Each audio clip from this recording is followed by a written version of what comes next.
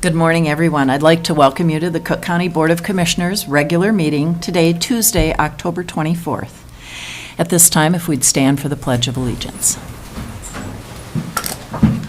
I pledge allegiance to the flag of the United States of America and to the republic for which it stands, one nation, under God, indivisible, with liberty and justice for all.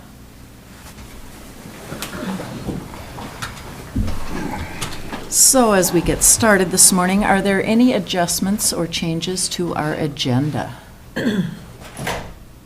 Any changes to our agenda? If not, is there a motion to approve the agenda? So moved. Thank you, Commissioner Hawkins. Is there support? Thank you, Commissioner Storley. We have a motion and support. Any further discussion? All in favor? Aye. Aye. Opposed? Motion carries. At this time, we're going to move into our public comment period. This is an opportunity for the public to address the board on any matter of county concern. When invited to speak, please speak into the microphone for clarity, sign in and state your name and address and the topic you're addressing. Are there any individuals from the public that wish to speak this morning? Come right ahead, Arvis.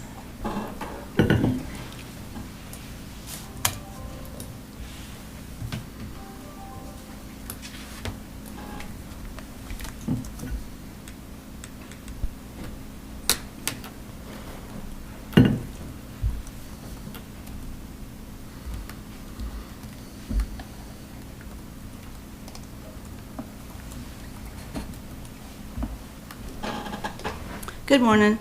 Good morning.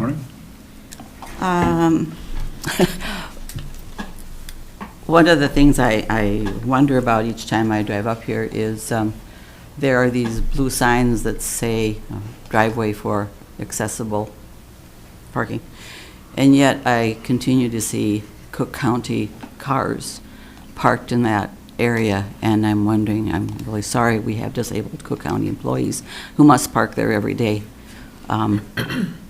Maybe we should think about what that sign says and where our employees need to park. I've watched individuals, and I'm not here all that much, so drive around that circle a couple times waiting for their people that they dropped off to come back out again because there's no place for them to park.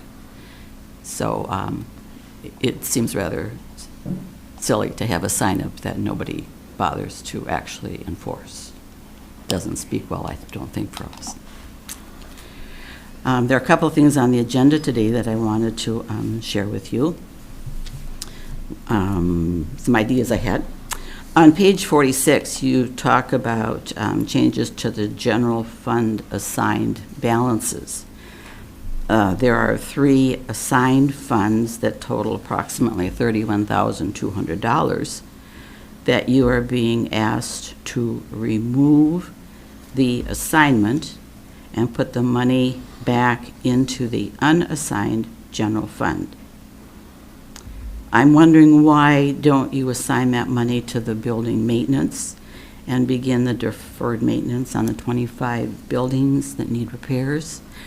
For years they've been under budgeted, or the money has been used in that for purposes other than the buildings. Perhaps it's time to put the money back into buildings, into those resources.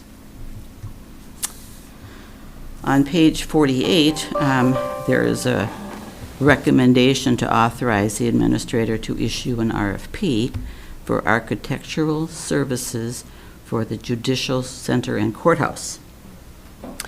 Reference is made to cost for planning and design services at generally 8% of the total project cost. With no idea of the total project cost, I estimated, based on the $17 million that's been used in previous discussions, that fee could be up to $700,000. And it says it's paid from bonding and capital reserve. Does that mean if we don't get the 8.7 that we've asked Governor Walz for, that Cook County is still obligated to pay this fee?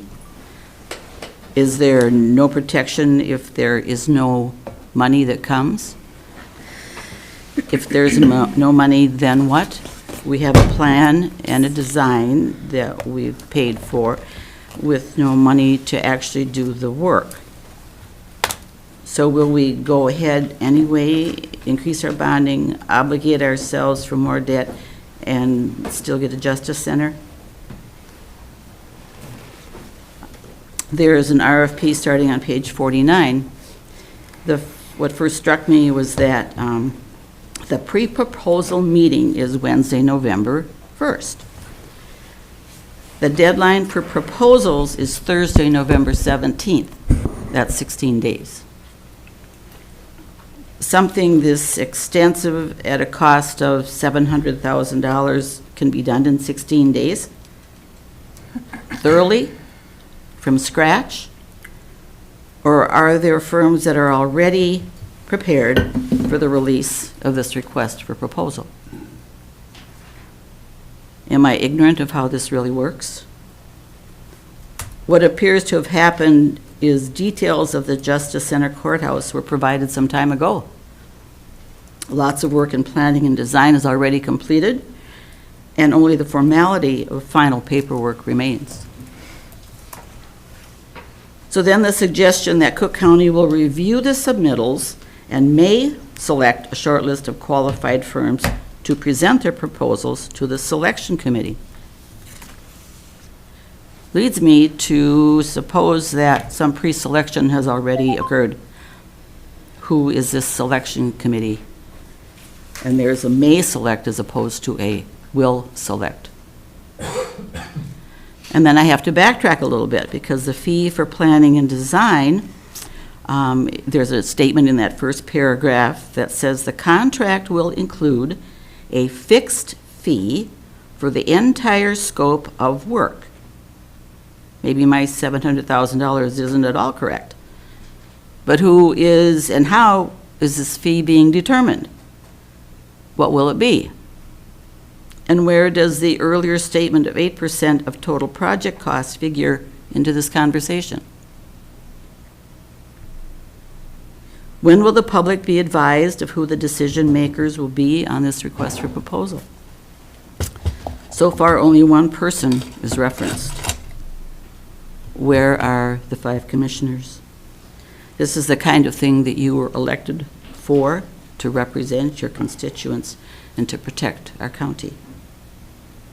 For something this extensive and costly involvement at ground level,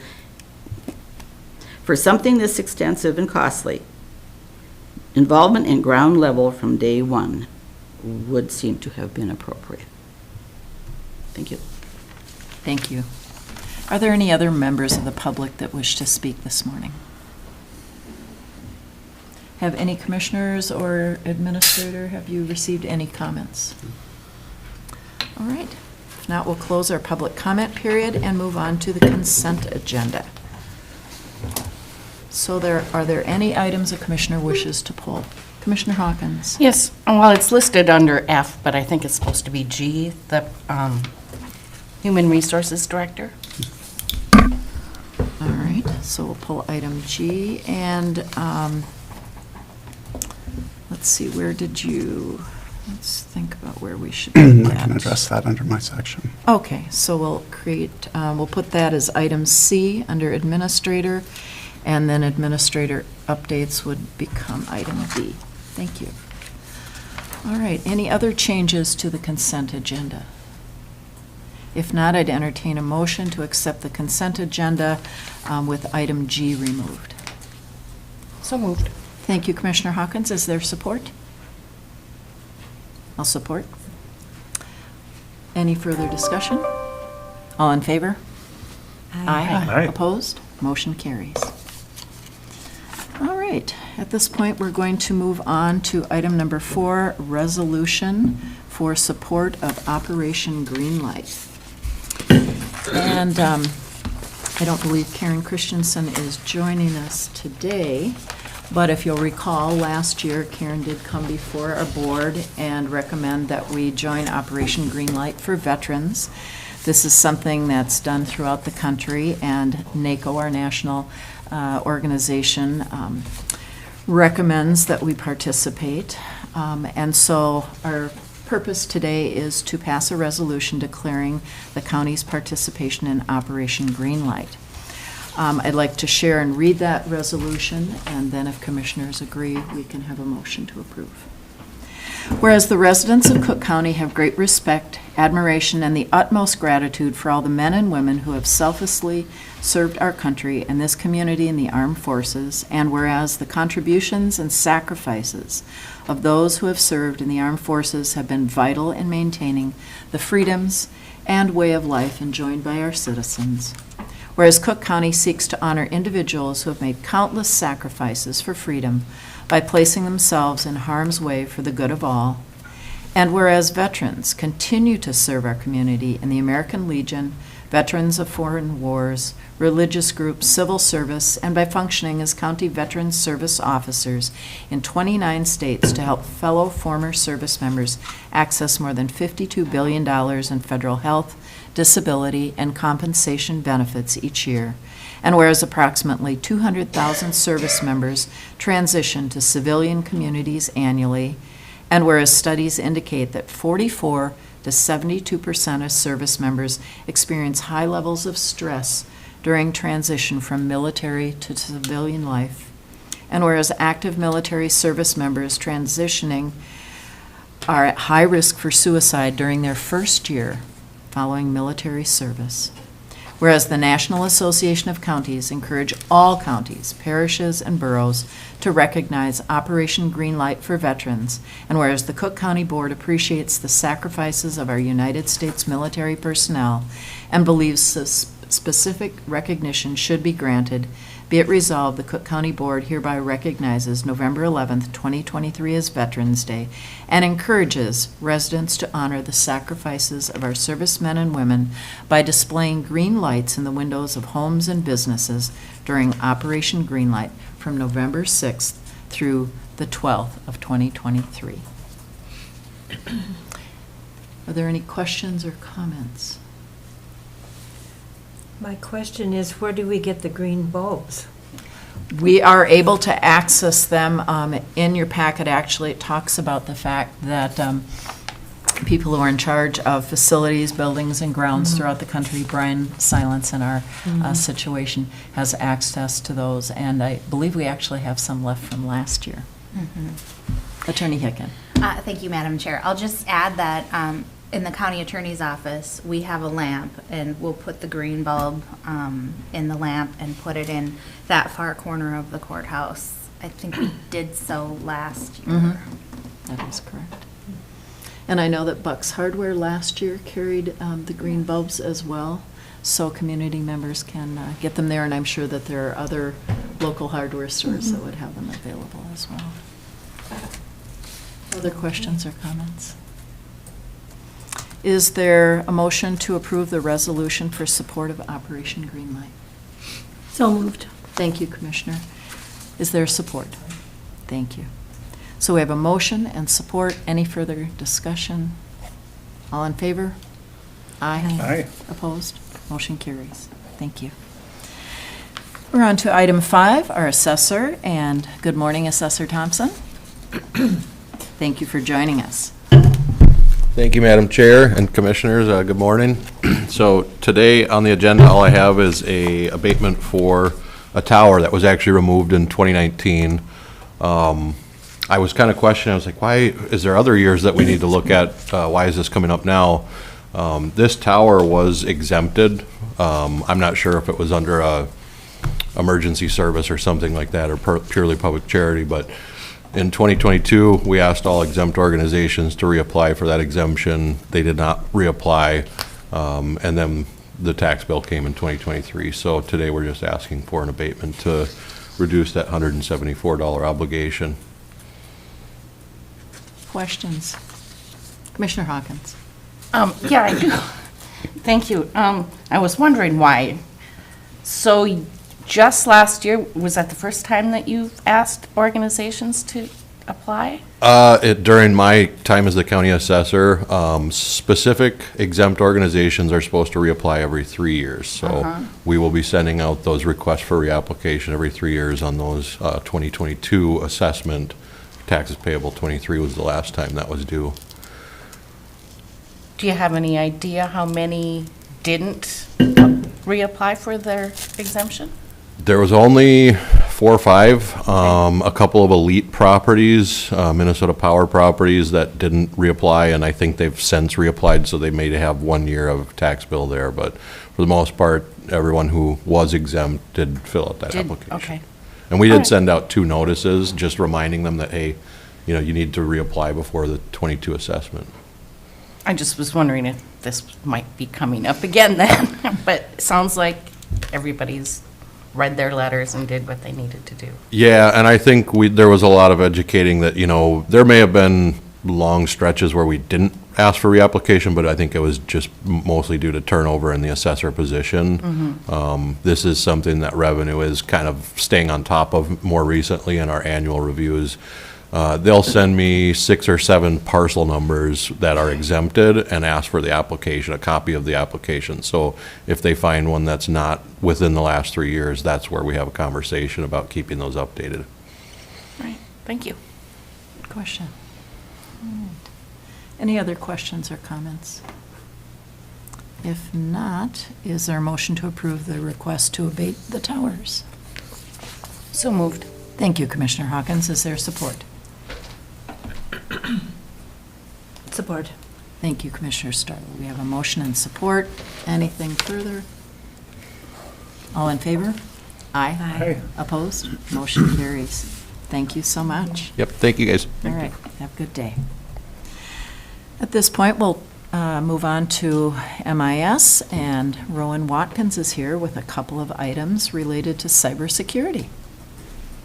If you'll recall, we had closed session last week on cybersecurity, and the board has learned a great deal, and we welcome you back to share more.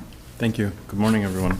Morning. So today we Morning. have 2 policies. The first being a QR code or quick response code. These are the 2-dimensional matrix barcodes that can be scanned typically by smartphones. And really what they are links to websites. And just like any other link to a website, they can take you to potentially a dangerous site. And so this policy is directed at creating a process for verifying those QR codes and the links that they represent when being hung up in county buildings. And we had a conversation about the fact that when you see these in a government building or a public building, that there's a kind of a sense of legitimacy when they're put up there. And so this policy is really around putting a process in place to validate that those links are in place.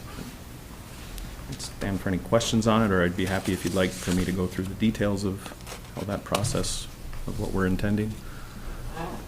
Commissioner White. Not necessarily the process, but where are they in this building? Do we have any up in this building? Yeah, so different buildings, they're hung up in different places, typically bulletin boards. And so just out in the hallway, on the wall separating the bathrooms from this hallway, there's the glass bulletin Yes. board, and there's QR codes from other organizations on those. The community center has quite a few. They've been hung up in the entryway to the sheriff's office and other places, so. And so what you're saying is, if they're in here, they are legitimate because you have confirmed that they are. That's what I want to happen. What I'm saying now is that we don't have a good process for that, and I think we need one. I think when folks come from outside, I don't think we're, So we're giving you the oversight, that, like, you will do this or they don't hang up their QR code?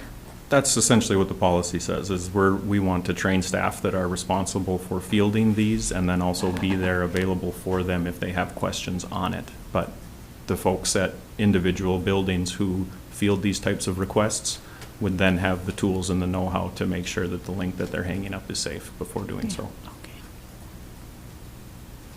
Other questions or comments? If not, is there a motion to approve and adopt the QR code placement policy? So moved. Thank you, Commissioner Hawkins. Is there support? I'll support. Thank you, Commissioner White. We have a motion and support. Any further discussion? All in favor? Aye. Opposed? Motion carries unanimously. Thank you. The second one is a external media policy for our CJDN, or Criminal Justice Data Network. And this relates to folks who operate on that network. Our attorney's office and the sheriff's office are on a separate network, and it's a highly sensitive network, the nature of the business that they do, and they have legitimate business needs to receive external media from outside partners. An example could be CCTV that was taken and put on a flash drive from maybe a theft at a convenience store, gas station, or CCTV at the casino for an incident or somewhere else. We can't say that that flash drive or those systems have been scanned or protected, and the risk there is then that comes to us and they plug it into our sensitive CJDN network and it causes problems. And so what this policy aims to do is to create a process where any external media coming in to the sheriff's office or the attorney's office gets scanned first on an isolated computer that's not part of that network before being connected to that network. Rowan, a question I have is, do we have a computer currently that's not connected to the network that we can do this on, or is this going to require a purchase of an additional computer? Thank you for the question. We do have a computer at the sheriff's office that is set up this way, and with the sheriff's office, their schedule 24/7, 365, and they field more of these. We think that that's a good operational process for them, and we're going to teach them how to do it themselves. But obviously, if they have issues, we'll be there to support them if they need. Talking to Attorney Hicken when we were first drafting this policy, I think their needs are maybe less frequent as the sheriff's office, and also mirror the IT's regular working schedule a little bit easier. So we'll be doing that for them. They won't. The attorney's office won't have a dedicated PC for this purpose. But if they need this service from us, via help desk request, we'll be able to do that for them. All right, thank you, I appreciate that. Other questions? If not, I'd entertain a motion. Make a motion to approve the external media policy for Criminal Justice Data Network. Thank you, Commissioner Hawkins. Is there support? Support. Thank you, Commissioner Storley. We have a motion and support.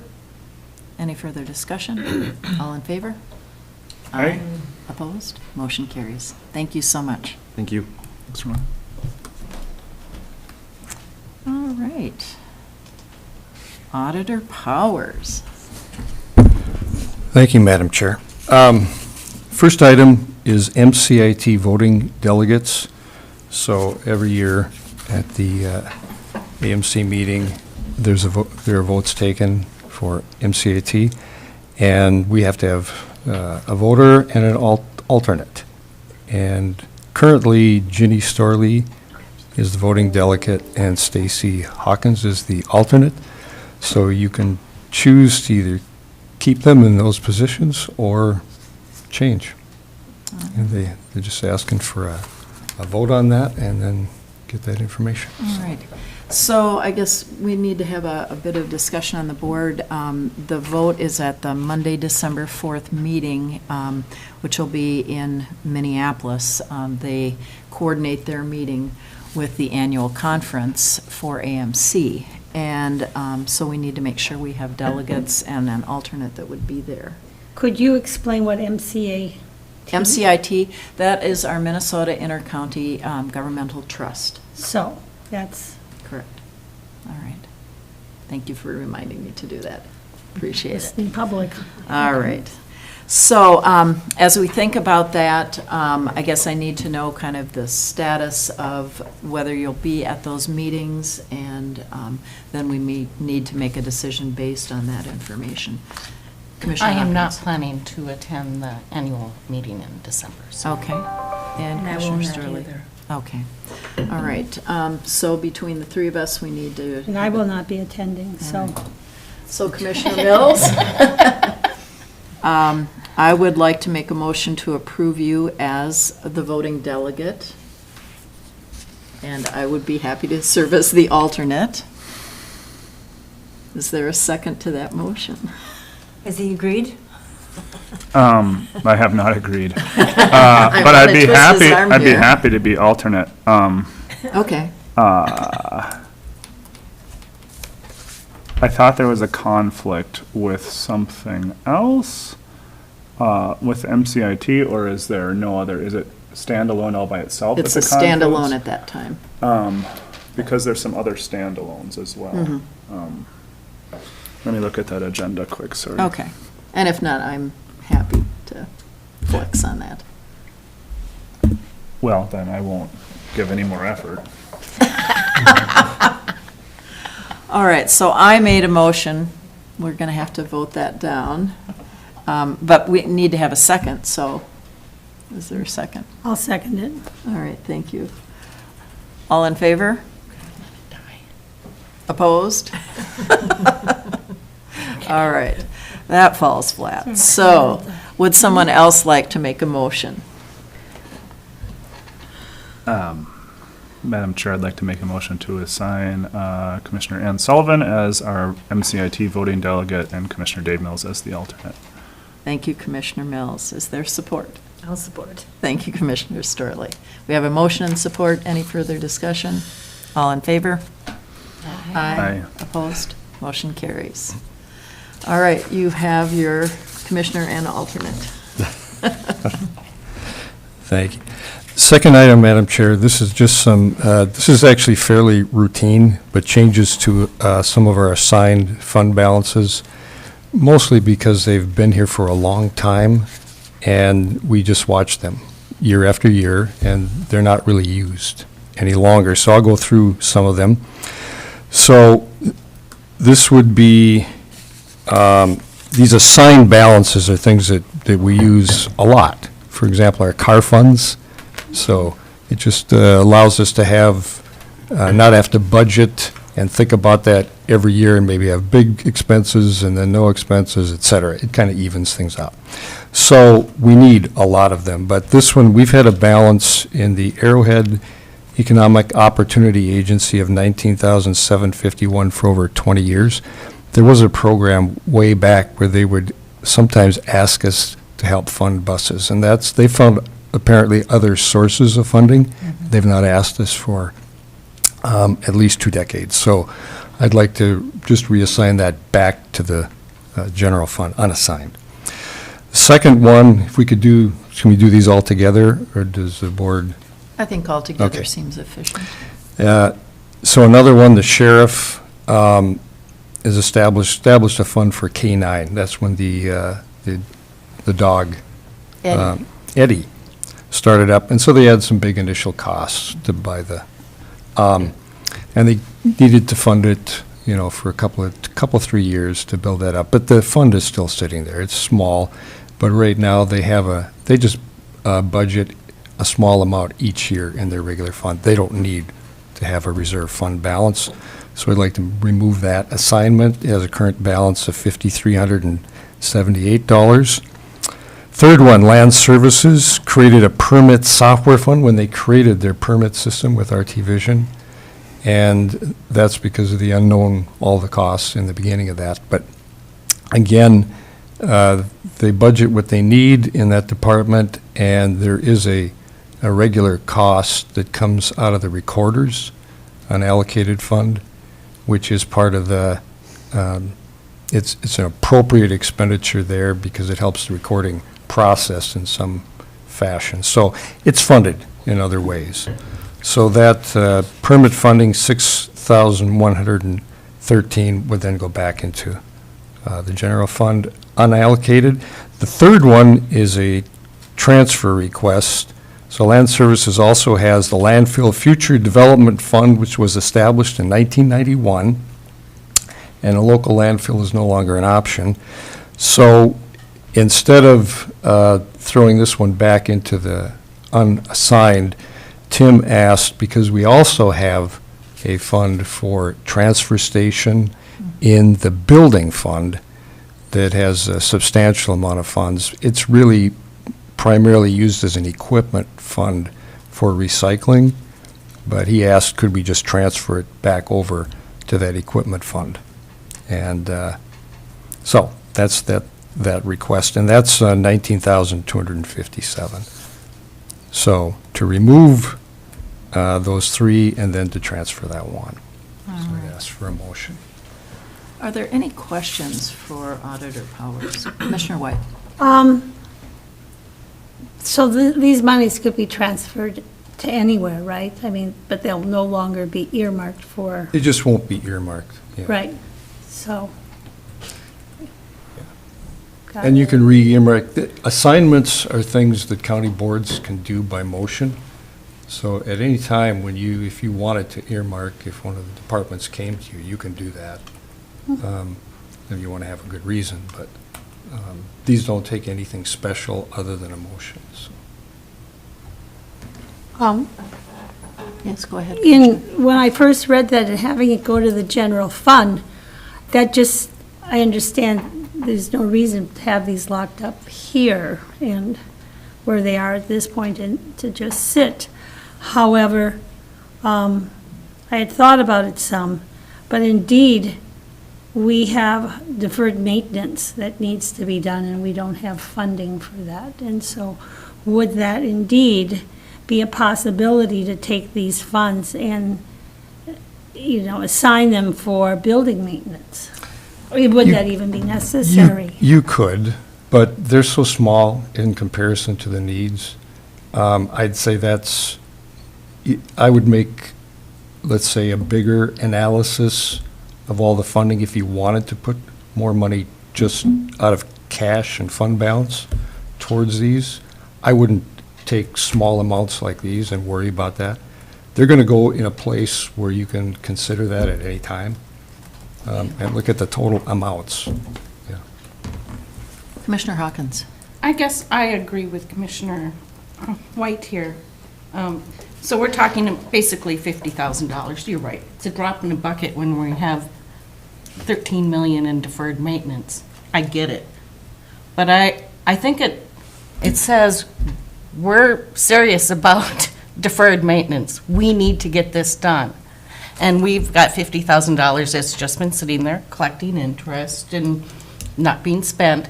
But we as a board can say, you know what? We need to get this deferred maintenance done, and we're going to start with $50,000 that we don't have to levy the taxpayers for, because we already did that.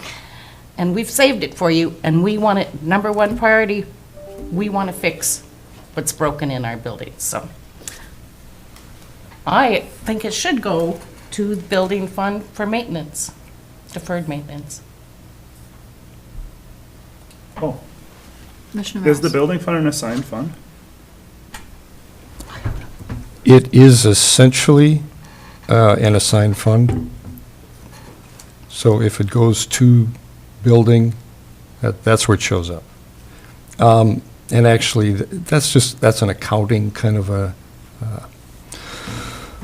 because both Public Health Human Services and Highway are both assignments, assigned funds.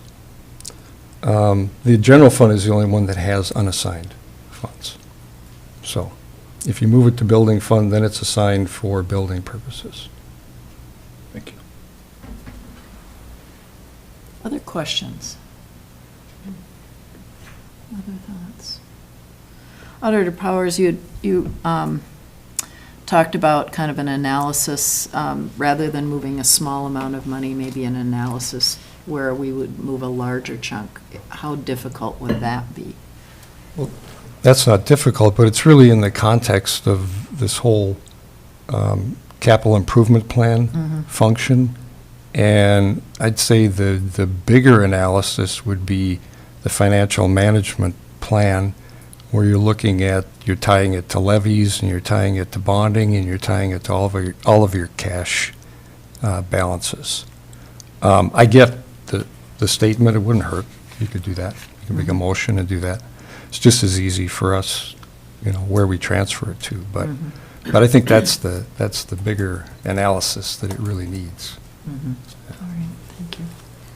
For 13.5 million of deferred maintenance over 5 years, so. Yeah. Yeah.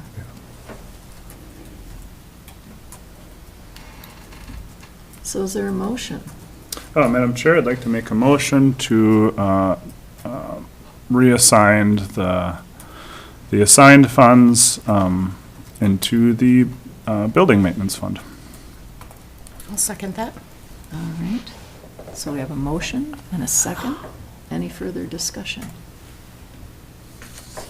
I just have a question, because Tim Nelson requested that the money goes into the, I don't know where I should. That would be the 19,257. Yes, that would not go, It is in the building fund. He has funds within the The buil- building Right. fund. That Okay. It's kind of a call it a sub-assignment. okay. But, Thank you for Good the to clarify. clarification. Yeah, good to clarify. All right, we have a motion and a second. Any further discussion or questions? All in favor? Aye. Aye. Opposed? Motion carries. And now on to our financial management plan. Yeah, thank you, Madam Chair. So Administrator Yorkie and myself, we talked with Bruce Kimmel of Ellers yesterday, and this was to talk about, we've discussed, a first bonding to get started on the deferred maintenance and whatever else you decide on for this first bonding. And I call it first bonding because even if all we did was deferred maintenance, let's just say theoretically, it's 13.5 million over 5 years. Because of the interest rates, there's an advantage to bonding for less than 10 million. So that's been our plan with Ellers. We don't have to follow that. It's just a little bit of an interest advantage. So you'd like to do that if you can. So that's why I call it multiple. So we expect there'll be, at least 2 for this process. So we just talked about timing, number one. There is time yet this year if you wanted to do this first bonding this year. There would be time to finish it up and sell them in December. We also could wait until, early next year if you wanted funds available for construction next year. And so no decisions made or no recommendations yet, mainly because he was on the road and there's some things that he needs to check on. We're evaluating the interest rate environment, now versus then. That's pretty tough, given the back and forths going on with inflation and what the Fed is going to do on those interest rates. And then the types of bonding we might use. So we need to, be able to present options for you because there are 4 types we've been anticipating because they're allowed for different purposes. So what exactly are we going to do on this first bonding? Are we just going to stick with deferred maintenance? Are we going to do parts of the larger plan, et cetera, and which types of bonding are we going to use? So we're planning to have a meeting shortly. Too bad we couldn't get it all done before this meeting, but very soon we'll have another meeting with him and talk about those so we have something to bring back to you. And, Madam Chair, if I could add to that, we're also, Brady said that there are different kinds of bonding that we can use for different projects. And so that is going to inform how and I'll talk about this more in the next item, but that will inform how we solicit construction management services, because those projects will have to be grouped by different funding types. And I think it's going to be easier to actually get a construction manager on board if we have those projects grouped according to how they're funded. Because the timing of it could vary according to the funding type and so on. And so we just want to make sure that the request for proposals for construction management services takes into account how the projects are going to be funded. Other questions or comments? Well, I appreciate the update and I'm very anxious to hear more, so we'll look forward to that in a meeting in the very near future. All right. Thank you. Thank you. All right, move on to Administrator Yorkie All right. and our architectural services for the Justice Center. Thank you, Madam Chair. Before I get into that item, I did want to talk a little bit more about the CIP and to address a few issues that I know have come up since we started talking about the CIP and the possibility of building a justice center. I think there has been some confusion about the county's intentions in terms of if we pursue the justice center, does that mean that we're putting other deferred maintenance on the back burner? That is not the case. And so I just want to make that very clear for our discussion today. We are doing those things in parallel. And so, as Brady just mentioned, we're working out the financing piece for the other part of it. The architectural RFP is really to position us to receive state bonding if we are lucky enough to do that. There's a question earlier in the meeting about the timing of that, and I'll get to that in a little bit. But I just wanted to confirm for everybody who's listening, yes, we are focusing on deferred maintenance. We are going to move forward with that. And as soon as we have a financing proposal to bring forward for that first round of bonding, we'll share that with you. And we should have that by the next meeting, I would expect. So the other thing, we talked about the different bonding authorities that is going to impact the timing and how the RFP for construction management services is structured. The other important piece is that the state legislature just this past session approved municipalities to use a method of contracting called construction manager at risk.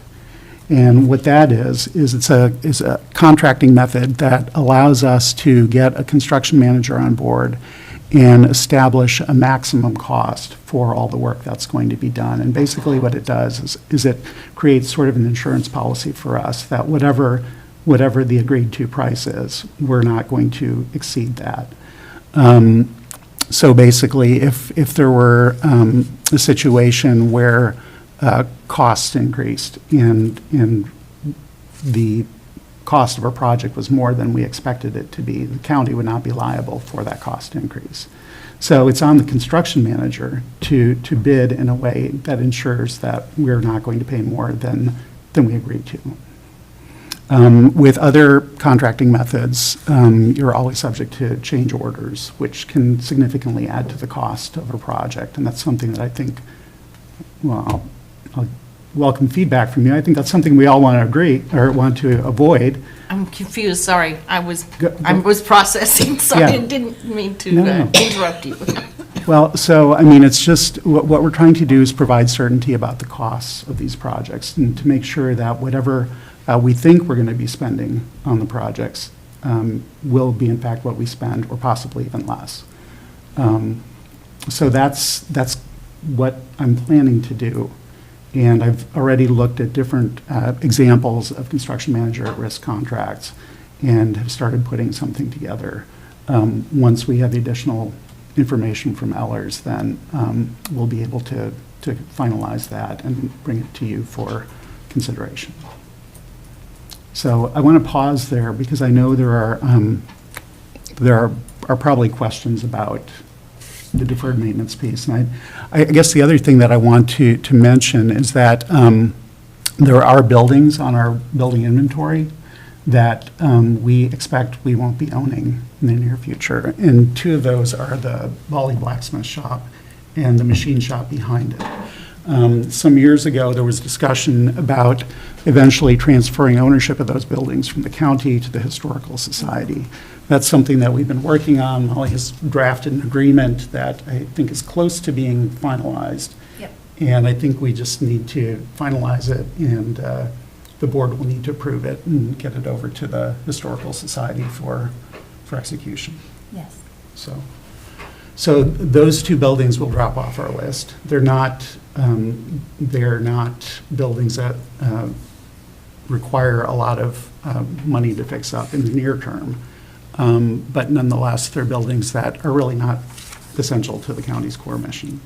So, and the Historical Society wants them. So, in my mind, that's just a good thing to do.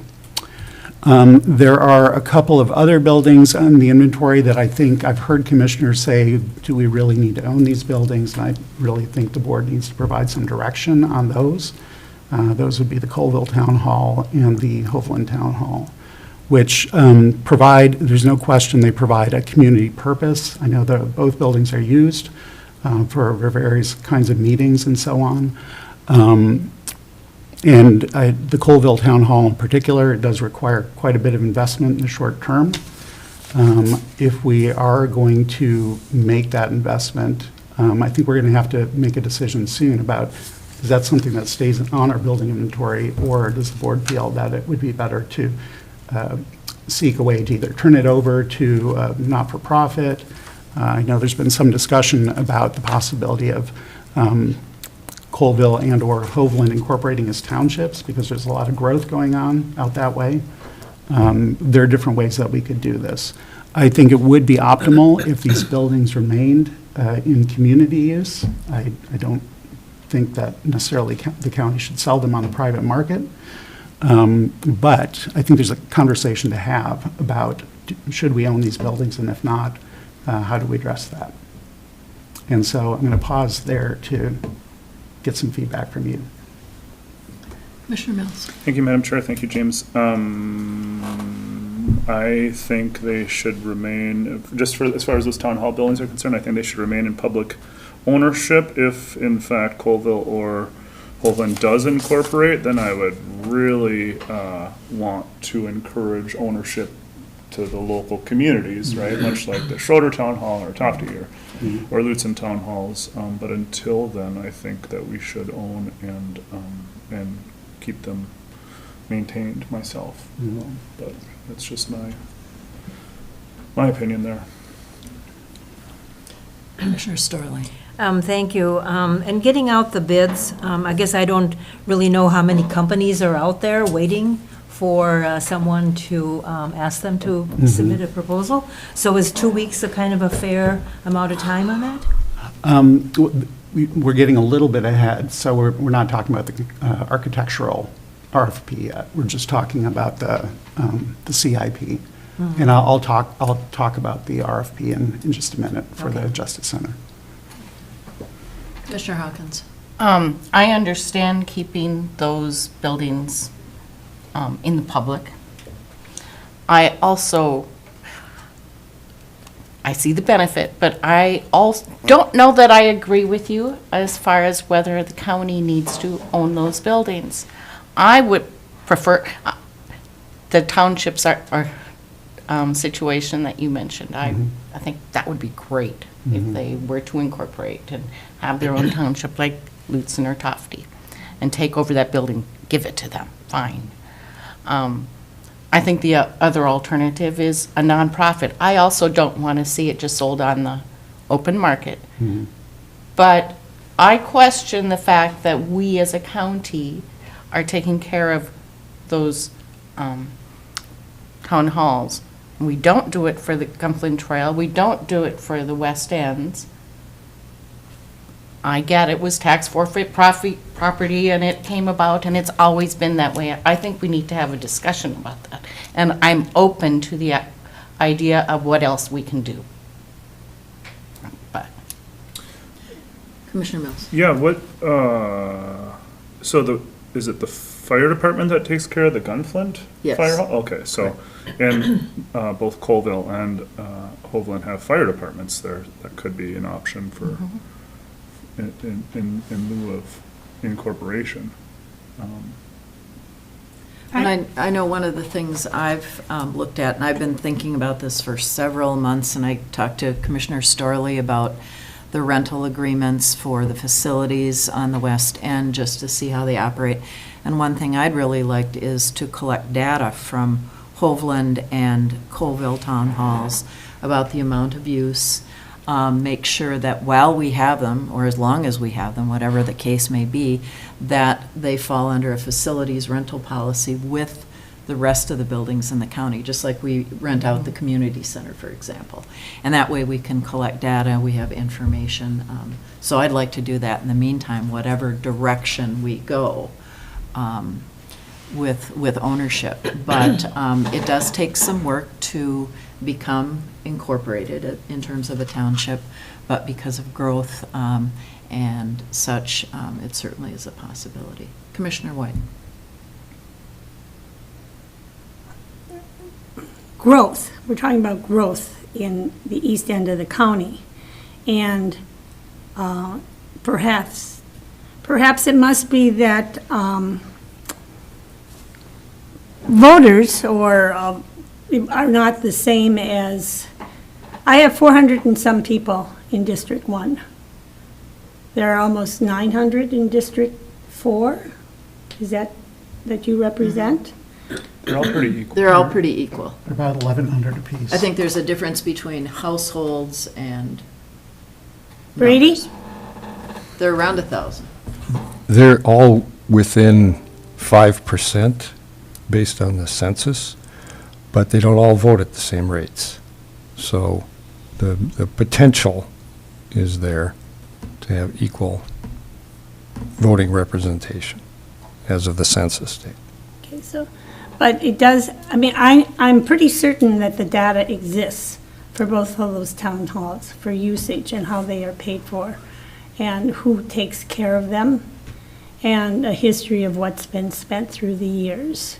How much is, Brady, you would know this, is budgeted for the town halls? You Oh. said, Not much. not much. And how much has been spent this year so far? I'd I- have to look it up, but My recollection I don't is know that there nothing. was much. Nothing's been spent this year, though the town halls and everything have been used. I do know that in Hovland, I have been told that the user fees have paid for the LP and other, in one year, there was a lot of money spent because there was a Hovland, there's a pavilion and a playground that was put in the back, and that was pricey. But other than that,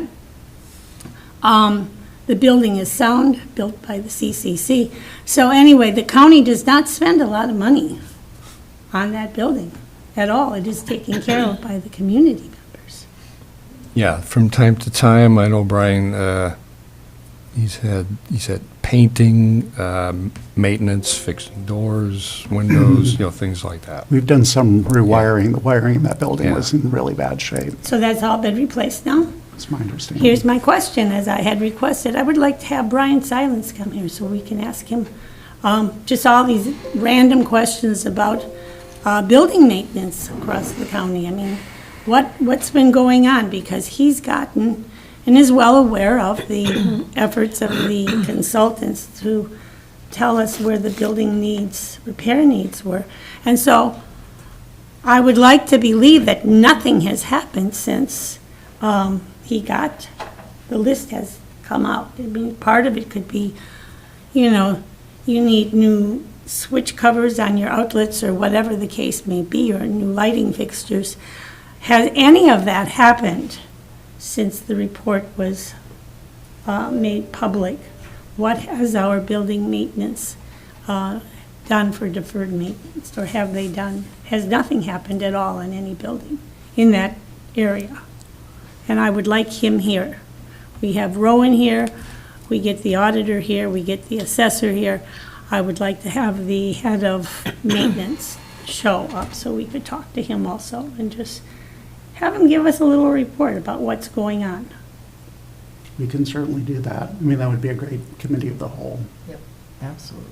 Why can't we have him here on a regular basis?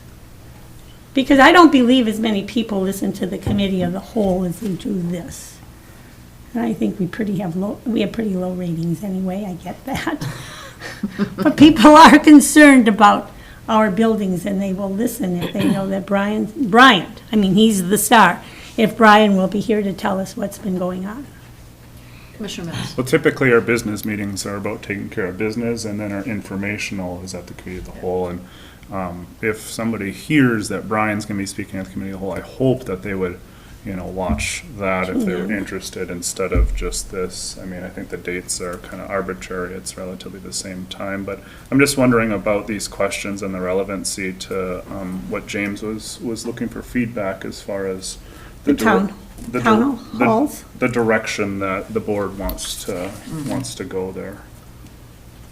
Well, the town halls would be, we've covered that, but you're talking about a project manager, forget the term. Construction manager at risk.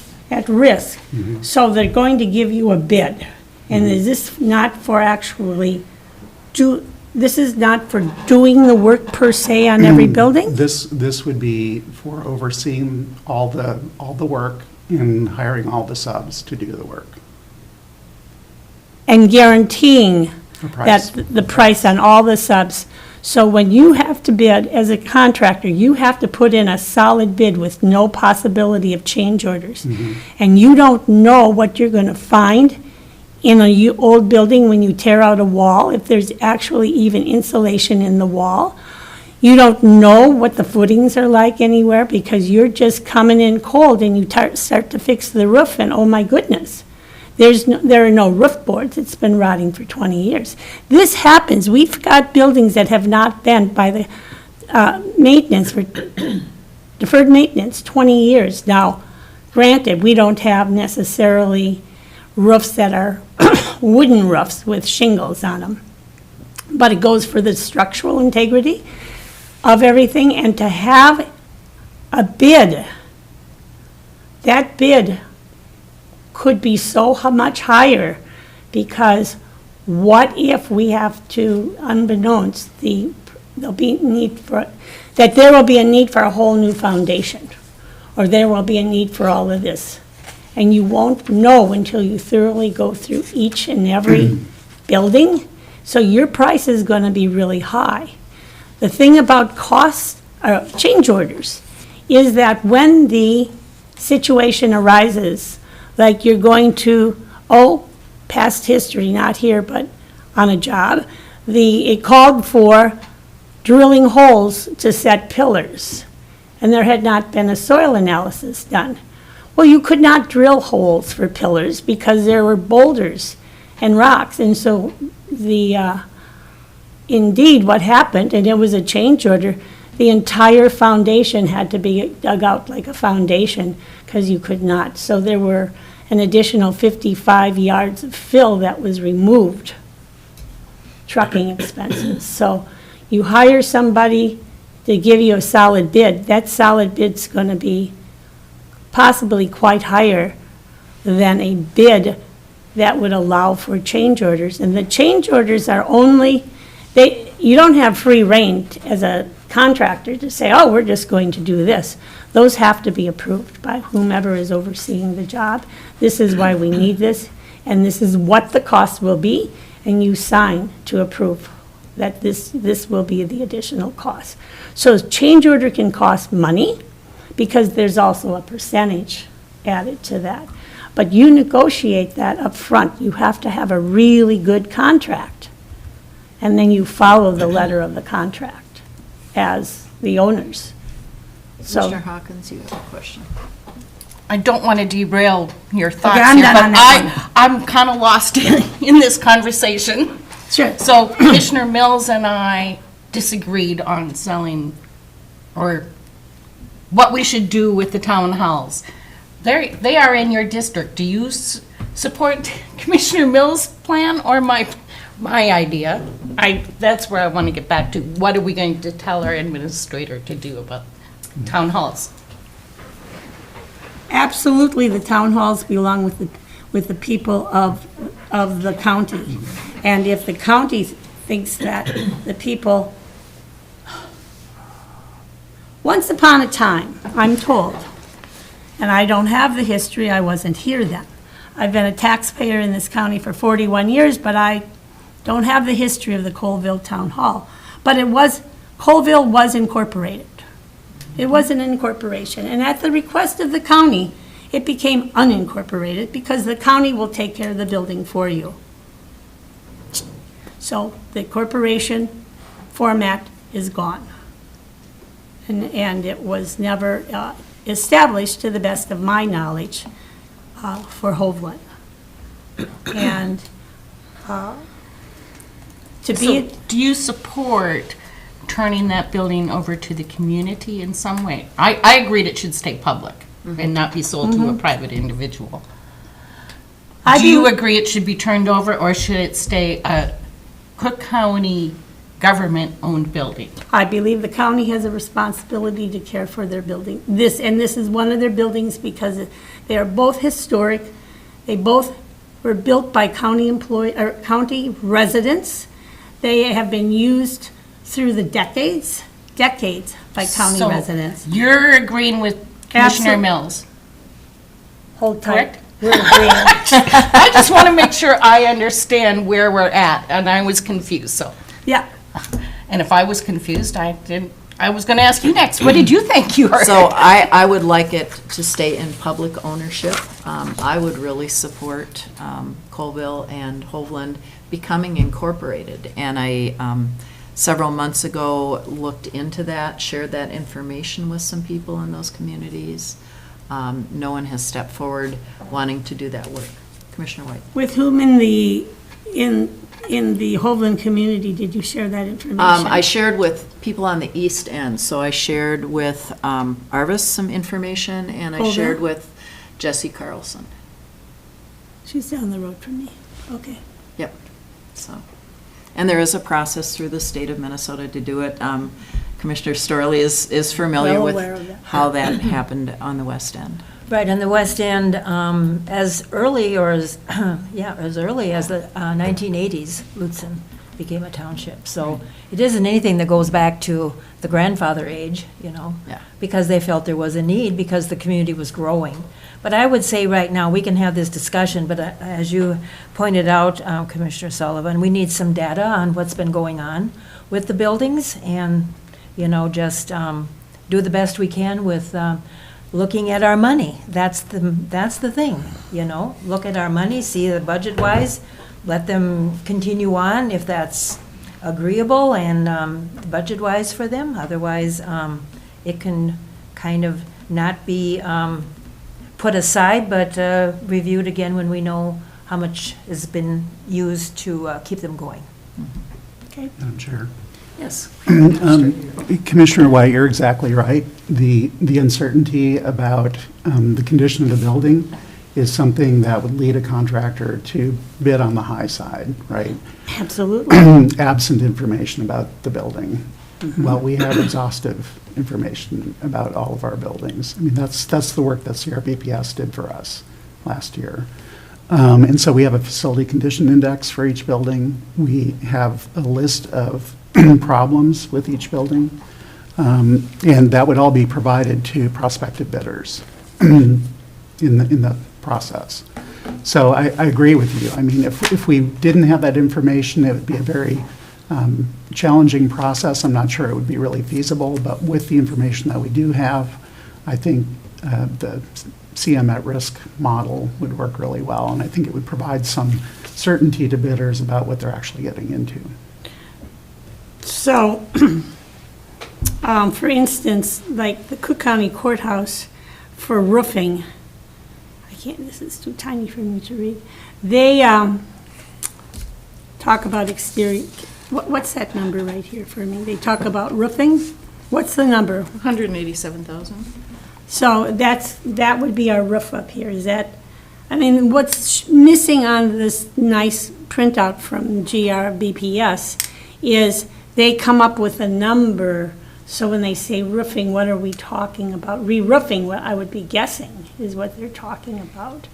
But is every line item detailed enough for a person to come in and say, oh, this is what this meant? You're right, we have a really nicely detailed, these are the problems, please take care of them. I think probably the way it would work is if bidders had questions about the meaning of the information in the CIP, there would be an opportunity while the bid is open for bidders to ask questions, for us to get the answers, and then to share those with all the folks who are intending to respond to the request. Okay. Yeah.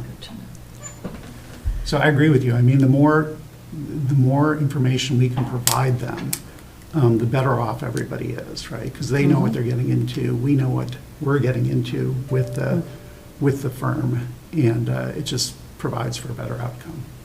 Commissioner Mills. So, thank you, Madam Chair, and thank you, Minister Yorkie. What's the name of the new The model is called a construction manager at risk. And it's brand new for counties? It is, well, I mean, the model's been around for a long time. Okay. But the legislature recently just approved municipalities using it.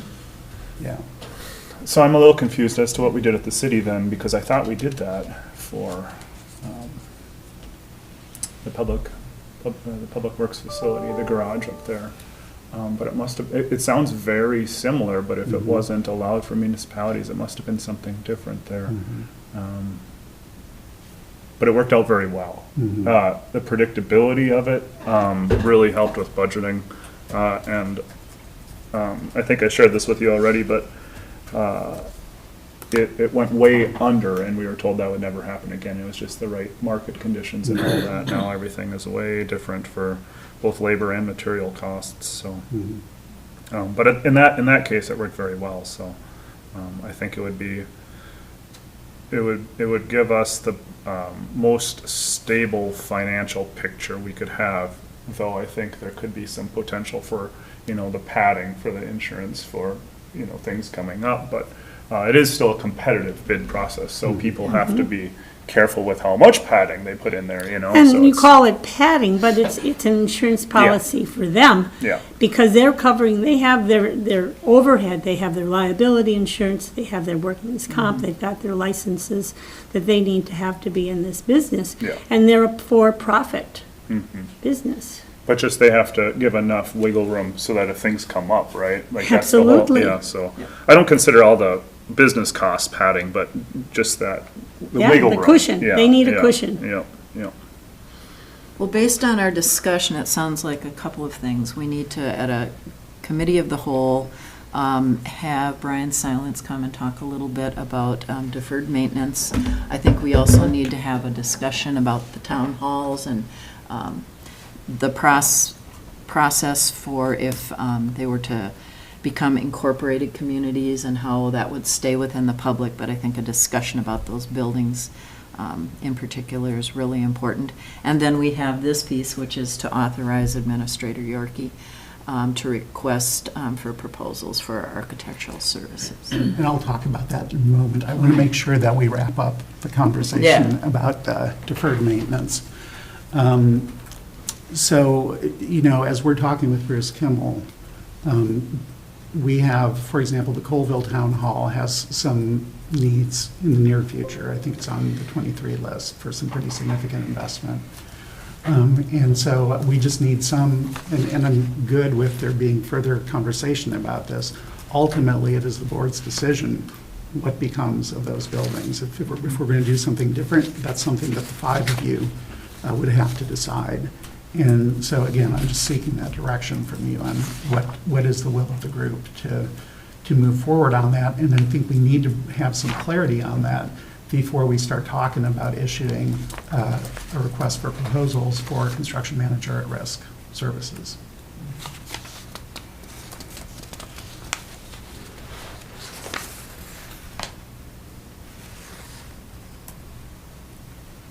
So do we, And the other thing that, at the risk of stating the obvious, the county board cannot compel anybody to form a township. That's something that those communities would need to take on themselves. Absolutely. And do. And so, that's a variable that's really outside of your control, right? If residents in those areas are interested in doing that and they do incorporate a township, that's great. I don't know what we could kind of facilitate it, yeah. But again, that's something that the residents would have to decide for themselves, so. That would take a number of town hall meetings, information out there, get people there, a lot of discussion about the pros and cons and the reasons why, and then long-term implications. And then also, even then, how much is spent? We still wouldn't have to pay. Would we have to pay property tax? Do town halls pay property tax? The actual property? Yeah. No. That's public. If it's incorporated or if it's Okay. county owned, yeah. So, anyway, it would be long discussions with a need for a lot of information. And if we have a committee of the whole meeting and talking about the town halls, perhaps we should invite, or at least get the data from those people, which we would say would be Arvis, and then it would be Dan Myers from Hovland, who has been caretaking the Hovland Town Hall for years and doing the monies, and they both, I know, submit receipts, and any monies brought in come into the county, so the county somewhere has, should have it on file that these are monies coming from these town halls. Is that accurate? Haven't seen it. Oh, I don't have any information right Oh, I don't know, but I No. just have been told, and I guess I just, Yeah. that the monies have been submitted to the county. Where it goes from there, I don't know. I just feel like if we have a facility, it needs to be rented out by the county, and that the money, the exchange of money should be from the county. It shouldn't be through another bank account or another individual. It's a county property. So that's something I would like to see change if we keep these town halls under our umbrella. Commissioner Hawkins, did you have a question? Yeah, I think I'm jumping backwards. So I like the idea of the committee of the whole discussion. Let's talk about what the deferred maintenance is on these buildings. Let's invite the representatives for these buildings there. I'm also wondering, I like the idea of, somebody said something about fire district. I don't know if that's an option. I don't know if they're interested, but maybe invite people from the fire department. Would you be, if we turn this building over to you, and I don't know, because the fire district has authority to levy for their district, can they incorporate the maintenance of a building ongoing that is not part of a fire hall? I think we explored that in the past, didn't we? Yeah. Okay, you can.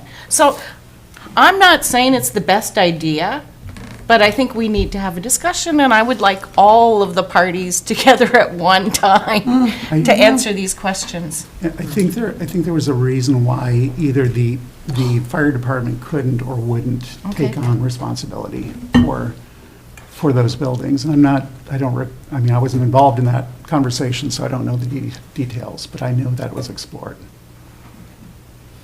And what I do know about our fire departments, they're volunteers, and they spend a lot of time driving the ambulance around the county or around the state delivering people as volunteer Right. people, other people that need medical attention. And so, I mean, how much do we put on volunteers? I mean, I want my firefighters putting out fires and helping people that have heart attacks, not, we need to have a full discussion on the whole thing. I just don't know how that, and would you say to the firemen in Hovland, hey, I got one more thing you guys could do. How would you like to be the caretakers for the Hovland Town Hall? You know where that is. So,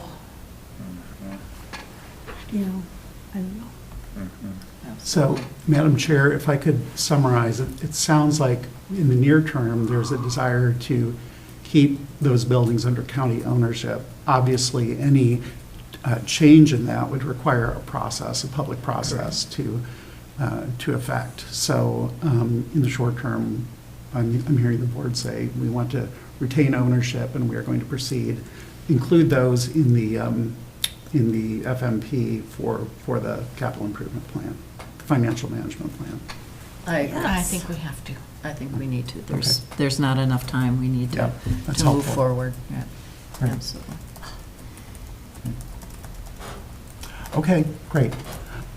So we will, for the November Committee of the Whole, we will schedule maintenance to come in and give an update on the work that they're doing. And at that point, we will have more information too about moving forward on the implementation of the CIP. Thank you very much. Okay.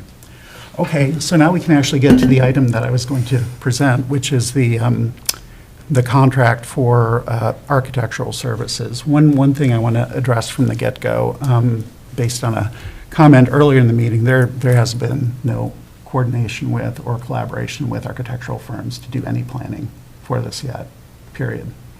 So we're at square zero. And the contract, the reason that this is on your agenda today is because, as you know, we are pursuing state bonding, $8.7 million, which would be half of the estimated cost of the Judicial Center. And that would, if we were lucky enough to get that funding, would defray fully a third of the cost of the whole CIP. And that would be $8.7 million that we would not have to put on the county levy. So the other thing, I say this every time we talk about the state bonding, is that there are far more requests than there are dollars available. And so we are not guaranteed of getting this funding. And that creates uncertainty within which we have to make a plan for moving forward. One thing that we do know is that if the legislature convenes in February and starts discussing projects that could be candidates for bonding, they are going to give preference to projects that are as close to shovel-ready as possible. And so for us to position ourselves to receive funding, if in fact we're lucky enough to get it, we really need to start the planning work now.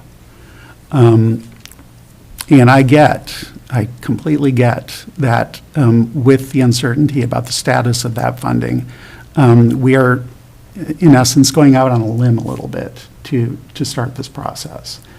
And that's not lost on me, and I don't take that lightly. So, but I do know that if we fail to do any planning prior to the end of the legislative session in May of next year, I think it's going to significantly disadvantage us in terms of competing for those funds. And so that's kind of the dilemma right now is, we need to decide on a course of action. The RFP that is on your agenda today would enable us to move forward with soliciting architectural firms to start doing that planning and design work. There was also a comment earlier about the timeline that's presented. It may be unrealistic. I don't know. I think I've looked at RFPs and it's not out of line with other RFPs that I've seen. I think firms that do bidding on this kind of work are pretty good at putting information together. They can look at kind of the basic parameters of the project and put together a pretty good estimate of what it's going to take to develop drawings for it. And so, if it turns out that we issue the RFP and the timeline is unrealistic, I would expect bidders to say, hey, wait a minute, we need more time. And we could certainly make an adjustment, as long as we're treating all bidders the same way. If the timeline needs to be adjusted, that's something that we could do. I agree that we need to do this in the right way, that we need to make sure, we need to balance the urgency of getting the work done with the need to be deliberate and not make missteps. That's really the trick here. And so I'm trying to strike that balance. I do want to get things rolling so that we can be well-positioned to receive the state funding if that happens. But it is possible, the question came up earlier, is it possible that we could do this planning and then not get the funding? Yes, it is possible. What would become of the work that we've done to date? I think, the contract ultimately could be set up in a way that is phased, so that if we get to May, whatever work has been completed, we could set milestones. The planning process would go beyond May. Okay, there's no way that we issue an RFP. Excuse me. There's no way that we issue an RFP today and have a plan by the end of May. That's not going to happen because the process takes longer. It's at least 12 to 18 months. But if we can set up the timeline for the project in a way that allows us to have a substantial portion of the work done by the end of the legislative session, I think that would significantly help our efforts in getting the state funding. We would have to make some level of financial commitment to move that forward. And I think there are different ways that we could do that. There could be, when we first started talking about the possibility of pursuing the state bonding, Commissioner Hawkins, I remember your asking, so, what happens if we don't get the bonding? Are we committed to going forward with the construction of the Judicial Center? And I think the answer is still no. We're not committed. It's been my understanding from the beginning of this conversation that if we didn't get the bonding, the board would want to revisit the plan. And I think it's important to say that here today because that's still my understanding, and I see nodding heads here, so I think the 5 of you are in agreement with that, right? Again, if we get the bonding, the net cost of building the Judicial Center is significantly lower than would be the cost of doing any kind of redesign on this building out of our own pocket, or doing the addition to the Law Enforcement Center out of our own pocket. So there are a lot of moving parts here. It's a complex situation, and there's uncertainty. And what I'm trying to do is respond to what I hear the board saying about we want to be competitive for the bonding. We are pursuing that. And in order to be competitive, I feel that this next step is necessary. But it creates uncertainty. So. Commissioner Mills. Thank you, Madam Chair, and thank you, Administrator Yorkie. And so there's a lot of complexity and a lot of different paths. One of the potential paths is that we approve this. It goes out for proposals. We hone in on one or whatever, and we start working with them. And then we don't get the bonding. And then we kind of have to do another RFP, or do you see that as not that potential path? Or is there a way to try to, like you're saying milestones, or is there a way to?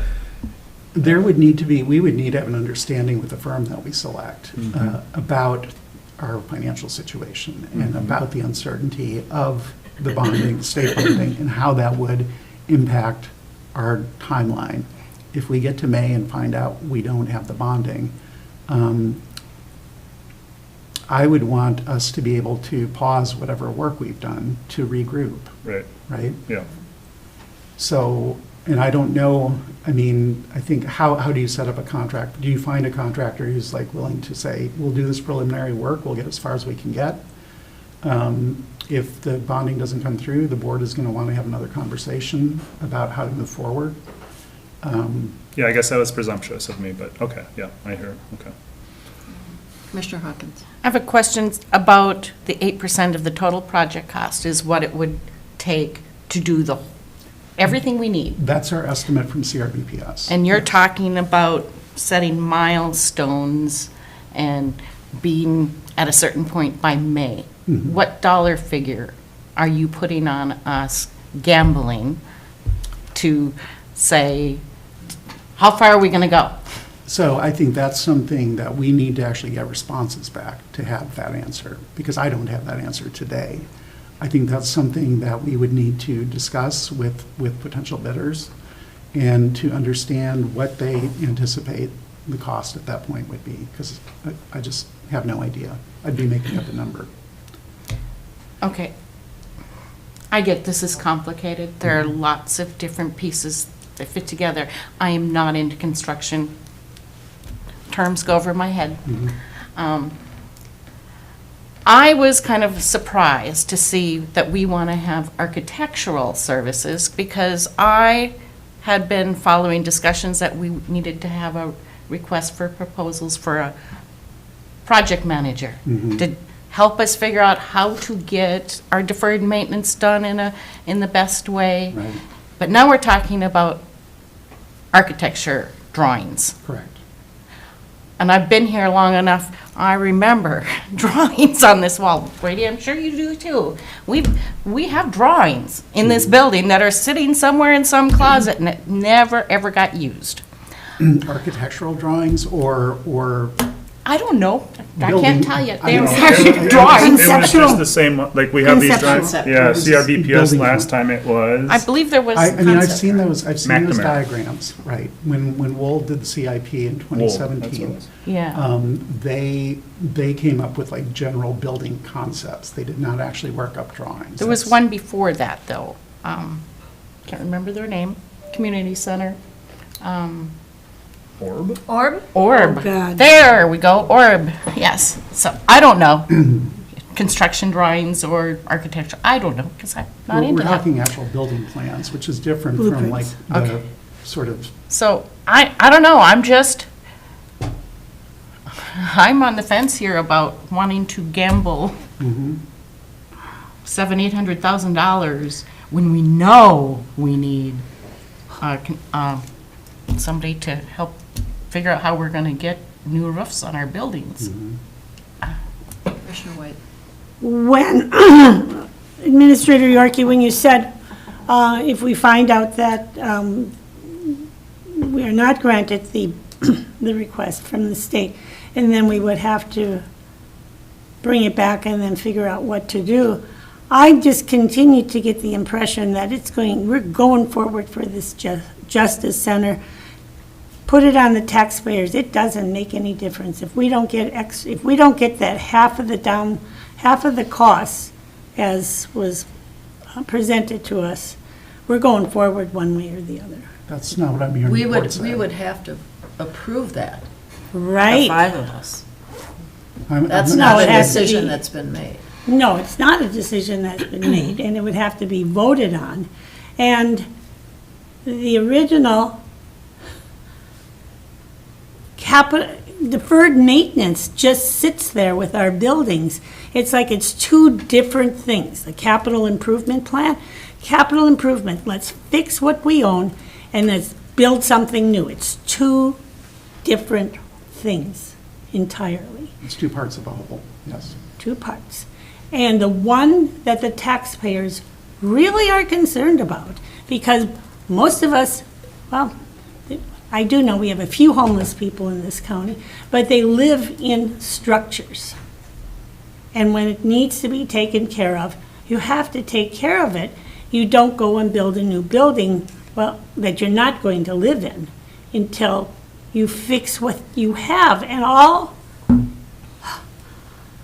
Brady brought it up, we're gonna bond, we're gonna start bonding to start fixing our buildings. That's wonderful. That's on the taxpayers. That has value to the taxpayers but the question was, and I'm the one that am not in favor of a justice center, because I have not seen the actual numbers laid out where they came from to prove that we don't have any other options except the Justice Center, because the Bausch Building, for one, wouldn't work. So if we don't get the funding from the state, we're stuck. We can't go anywhere but build it ourselves. And so I have not yet seen the numbers that prove that the Bausch, any other options would be possible.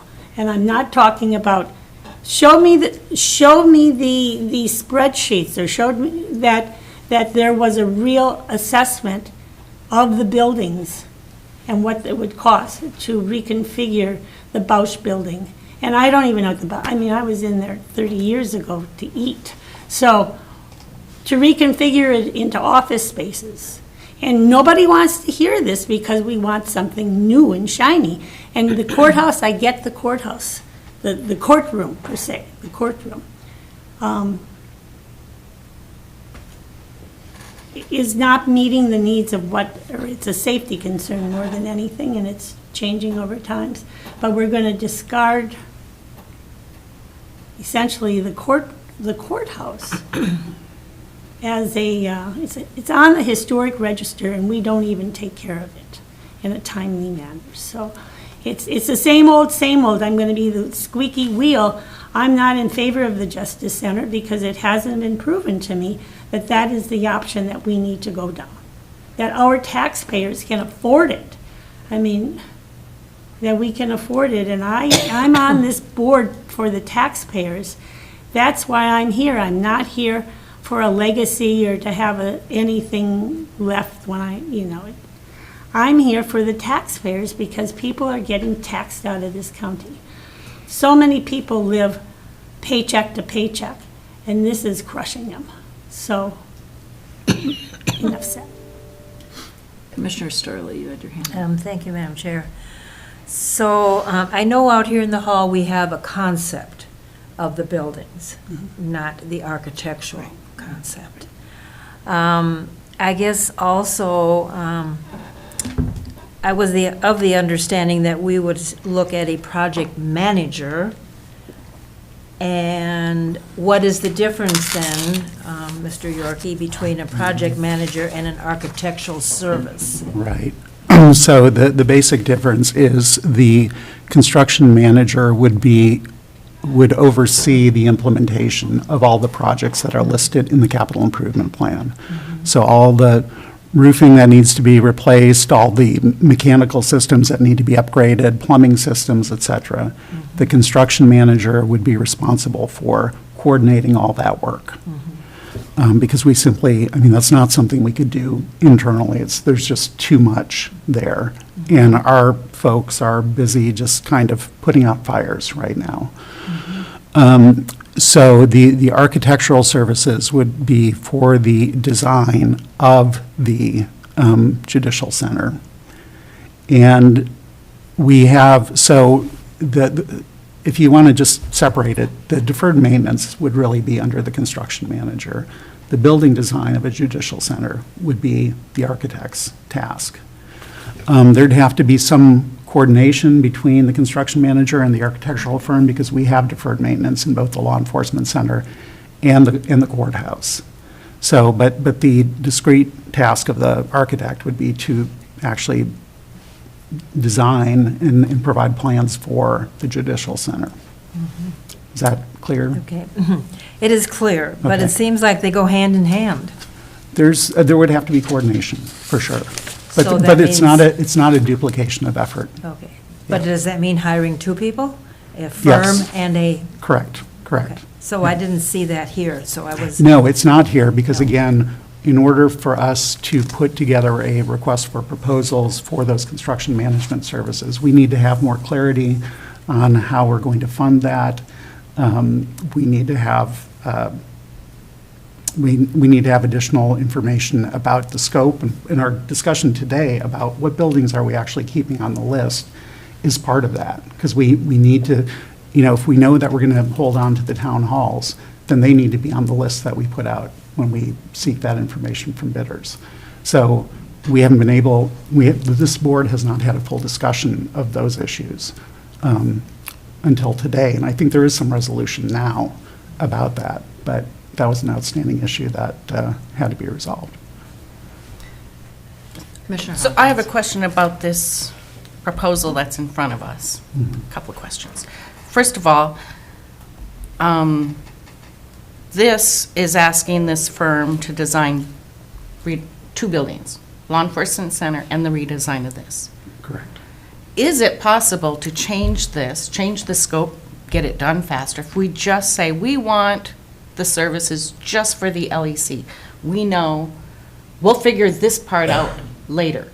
But that's the most important part of the project over there. It gets done faster, maybe for a less expensive price. I don't know. And then I just want to talk through this process out loud. Help me process. Yeah. So you're seeking our approval to put this request out there. And let's hope we have 10 people send in their proposal within the 2-week time period, and it works out great. We have 10 to choose from. We can reject them all. We are not committing to correct. any one, That is correct? correct. We can say, oh, this one, oh, $800,000 to do this? Nope. This one, $200,000? I still say no. There's specifically language in the RFP that allows the board to opt out of any proposals it receives. Okay, I'm still not sold on it yet, but I needed to talk that through out loud. Thank you. Other questions? Commissioner Mills? Yeah, I just wanted to, I guess, reiterate again the two parts of the whole, in that we all are in agreement that we want to take care of our deferred maintenance. And the board has approved the current capital improvement plan, and has so far supported the ask for bonding. And I just want to make sure that we all understand that this is not tying us to anything. It is a step further down the road to an obligation, but we just have to keep moving with our best foot forward. And then I think all of us are prepared to stop if something starts to go out of our community's favor. And I think the biggest flag there would be the bonding denial. And another flag could be, just as Commissioner Hawkins pointed out, exorbitant costs for the proposals that come in. And so until we run into those flags, I think it's important for us to keep moving forward and see that we give our community the best odds we can for getting that bonding money, because I think that would be a huge boon for our community. It would meet so many of our facility needs. Not that it's new and shiny, but it provides the space that's needed for law enforcement, for HR, for PHHS, for emergency management, and for the courts as well. So it's not that it's new and shiny. It's that we really do need this space, and there are everything is a possibility. We could choose any path we wanted to, but thus far of the ones we've looked at, this seems to be the most responsible and cost-effective for our immediate needs, as well as hopefully for years down the road. But the future is murky here. We'll have to find out. I feel like this is an important step to take to support our bonding process. Having gone to Ely earlier in the month and meeting with representatives of the House Bonding Committee, listening to their conversations, this is a critical step. And we want to do everything we can to improve our chances of getting that bonding from the state of Minnesota. One other thought I had was from Commissioner Hawkins as well about splitting those up and maybe getting them smaller and faster. And I think that's an interesting strategy because that could have some real advantages. I don't know if that also, though, maybe shoots us in the foot for the overall. I guess I don't know the ins and outs of that. But it's almost double the work, so it's like, or more, or whatever, yeah. And I think we know if we were to go forward with the Justice Center, we know we have the space. Right. Do we really need an architect to tell us where the walls should go? I think we need to engage somebody later to help lay it out in a way that maybe we can take care of ourselves, and we don't need architectural drawings to reconfigure that space. I'm sorry, Madam Chair. I was going to say, I also like Commissioner Hawkins' idea. I think it's a really, really good question, and I'm wondering if maybe a middle road would be to ask for pricing for those components separately. And the reason I'm thinking about that is because, potentially we could get potentially we could get design services for the reconfiguration of this building at a better rate if it's part of a bigger package. Maybe not, but I think if we at least said, here's what we're seeking, here's how we'd like your bid to be structured, that would give us some information to work with. And ultimately, we could say, yes, we like your pricing on the services for the judicial center, but we're not going to accept the redesign of the courthouse portion. At least that gives us more information to work with, and maybe tells us if it is more economical to have those things packaged together or not. And the more information we can get out of this process, the better. Commissioner Mills. Thank you, Madam Chair, and thank you, Minister Yorkie. Just thinking more about that, I don't know that we do need architectural services for an upstairs redesign, though I do know it's a little bit more than the complexity of the building is a little bit more than any building I've worked on, and I do know of buildings, even to small remodels, where an architect was used just because of unorthodox construction methods in the past and having to figure out how to make everything work together. So I'm not familiar enough with the structure of this building, but depending on the level of redesign, it could be an issue, but maybe not. Probably, I have no idea. You will need to have blueprints. Yeah. So the subcontractors, the electrical, the plumbing, the heating, they need to have, it's just like, well, we'll do it over. You need to have it down to the inch as to where stuff goes, and they work together. And so somebody will have to do a professional designing of additional space wherever it happens. Like remodel upstairs would. Like if Yeah. there's a remodel upstairs, then yes, because like where was I? I was just in the MIS, I don't remember what that means, but I was in there this morning speaking with Molly, and on one wall, they don't have any outlets. And I said, why don't you have any outlets there? Well, there was a remodel, and it used to be open, and they put a wall in there, and now they really have a need for outlets on this long wall, and there are no outlets. So, yes, that was a piecemeal probably situation, I don't know that, but if it's a bigger project like remodeling of the upstairs, you're going to need somebody that knows what they're doing.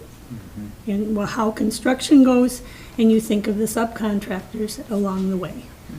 Do you think, like we were talking about separating it out would be advantageous, or would it be? You're talking to a person who's not in favor of it, because I'm opposed to the Justice Center. So I would say that if you're asking some company to do 2 bids, it's, and one is for a 16, excuse me, for the, a $16 million Justice Center, and you give them how long to put that together? You need a fair amount of time to put that together. What was your timeline on that, It's Jim? about 2 weeks. That's a really short timeline. I mean, $16 million, there's a lot of components that go into a building, more than just the walls and the subcontractors, so. But who am I to say what commercial people can do? They have people that do that all the time. But would they want to spend their time on another project and not get paid for it? I think they were gonna get paid one way or another. Well, what do they get paid to do the drawings for a possibility of a remodel that doesn't get done? I don't know how that goes. It would be a conversation that would have to be very clear and in contract. I just was, in regards to what we were talking about, I was just wondering if it would be advantageous to give us some, if it would give us flexibility if we, like we were talking about separating the Justice Center and the courthouse remodel, or if it would be more advantageous to combine them as far as efficiency is concerned. But I'm not really sure what your answer was. I don't know, Okay. because there are so many unanswered questions about you're going to remodel the courthouse because you're making the assumption that all of social services will take over the entire upstairs plus a couple of other people, and everyone else will vacate, I'm not, have enough experience in, I have no experience in office design.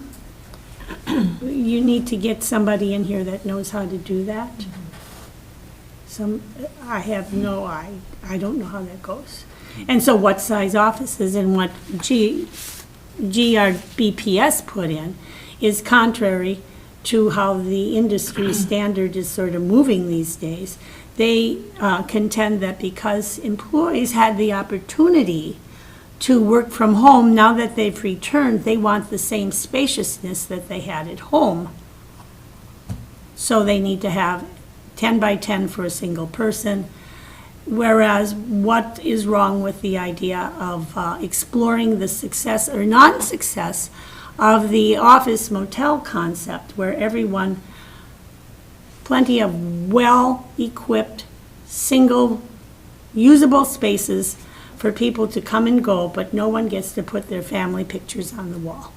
And it would be a space saving. That stuff all needs to be checked out, and none of that's been checked out. Certainly flexible space has been discussed, but there are certain employees that, due to confidentiality, cannot work in those situations. And so that was discussed with CRBPS. And how many, do you recall, how many people need to have a space exclusively of their own all the time? I do not recall that number.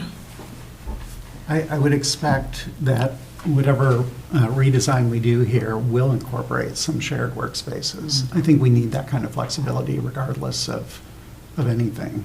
I just think that's a smart thing to plan for. Commissioner Sir. Thank you. Getting back to the Justice Center, actually, that is a redo, because we don't know down below in the law enforcement area, the things that they are asking for. We don't know how much that roof can take another story on it either. That's where the architectural part would come in.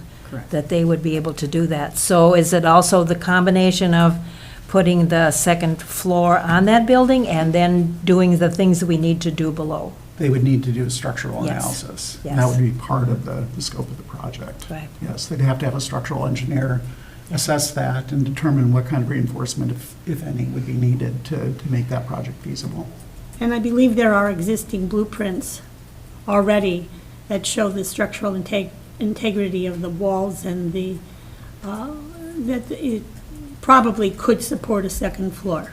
It was built well enough, but I don't recall. I know my source, and it was somebody who worked with the electronics, with the law enforcement, and those blueprints are here in the county somewhere. But a structural engineer would have to do an assessment or an analysis, or whichever verb you want to use. Commissioner Hawkins. I just want to say, I feel like we're spending a lot of time on this. I get it's an important thing for something that's never going to happen. I really don't think we're going to get the bonding first time around. I don't know. It's just, so I think we need to also think, what are we going to do next? And I've heard no discussion. What are we going to do next? What's plan B?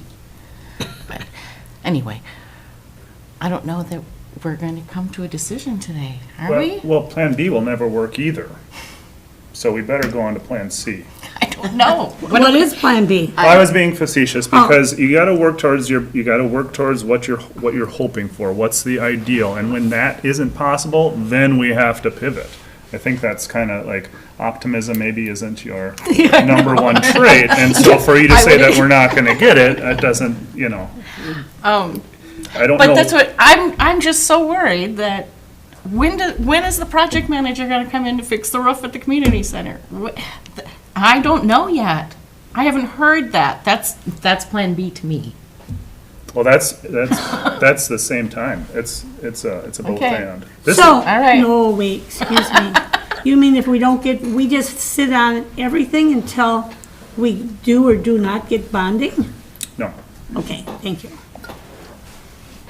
Bonding, the 8 million, I mean, Right. Yeah. I know what you're grading saying. it the other one. Through the Yeah. state. I think we need to maybe say it again, that we are all in agreement towards working towards the deferred maintenance, working on that. We are all, James is working on that, Brian's working on that, Is he? Bruce Kimmel is working on that, Brady's working on that, everyone is working towards that. And we're also looking at the needs, our space needs as far as, do we want to do a judicial center and courthouse remodel? So it's, I forget what you said, 2 parts to the whole is kind of how it is. So there's no question in anyone's minds that the deferred maintenance needs to be addressed, and we are working towards that. We're waiting for Bruce Kimmel from Ellers to give us timing details and cost detail, or whatever, interest rate details, and then we can take actions on that. But this is not dependent on that, and that is not dependent on this. But the potential for the judicial center and the courthouse is dependent on this. So, Yeah. yeah. Thank you. You're helping me process. I'm back to the project overview, and I think we should take this building out of it. That building, our Justice Center, is the most important thing if we just get bonding from the state, and then we're kind of on the right path. I don't really want to spend money thinking about remodeling that space, because it's not going to happen that way if we don't get the state bonding. I'm not agreeing to vote for the RFP in November. I'm just saying, I'd feel more comfortable saying, yes, let's ask for a request for proposal, but let's narrow the scope, narrow the time commitment by the company. Commissioner Mills.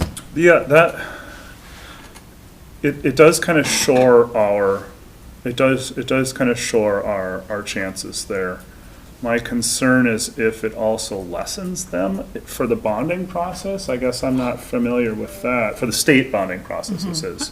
I'm not sure that it would. Okay, I don't see how. great. I think so. What's the disadvantage? Slowing, well, we'll still need an architect for design and that, but what is the disadvantage? Are you, I think if May, summer, sometime we know we've got the state bonding, and yes, we've all agreed we're gonna move forward with that project, then we say, okay, now we have to think about this building. What are we gonna do? What's the best option? We make that decision then. Or maybe we come up with a different. I don't, but it's the Justice Center right now that is the critical piece. it's the big. I think that's a reasonable suggestion. So what if we look at authorizing a request for proposals for architectural services related to the Cook County Judicial Center, period? Yeah, I'm just looking at the project overview. It says 1, 2, 3, take Right. out 3. Madam Chair, the other thing I would offer is regarding the feasibility of the timeline. I do have a meeting scheduled tomorrow with Chad Rickle at CRBPS. I could get his feedback on whether he thinks that would need to be changed. They're not bidding on it, obviously, and so he would be an unbiased source of information on that. So you could authorize me to issue this RFP pending confirmation of and possible revision of the timeline, but not a change in the scope, except for the ones that you're making in terms of excluding the courthouse from the deliverables. I would feel very comfortable doing that. I think that's How a about good other suggestion. commissioners? Jenny Snowden?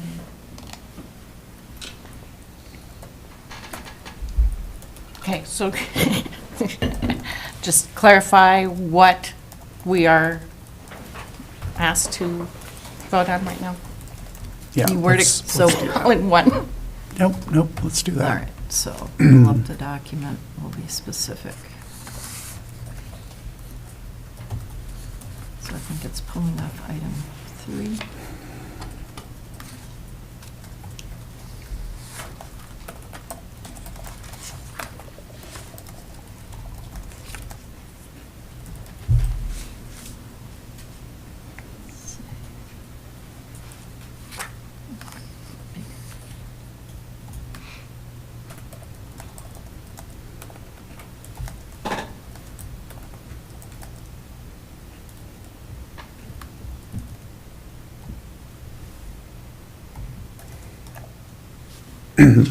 So it's under project overview, item 3.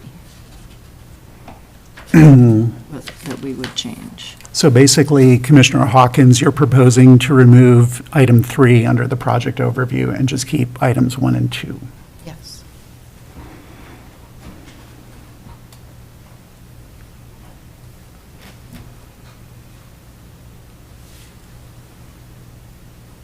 Any other thoughts or discussion? I like it. I do too. The only concern would be cost efficiencies, but they're very separate projects, although they're tied together because that's the key. But I think you're spot on with identifying that and then pivoting however we're gonna, or whenever, do this once we know that, or, yeah, it seems.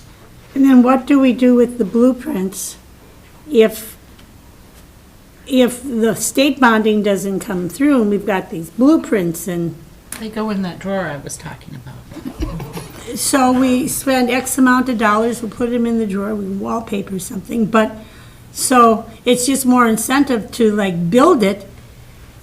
So now No, it's so only what we're $6. doing we here, aren't. we We aren't aren't. That's not committing this to any decision. money here. What we are doing is committing to saying, tell us what it might cost to do this, and then we Make a say yes or decision. no.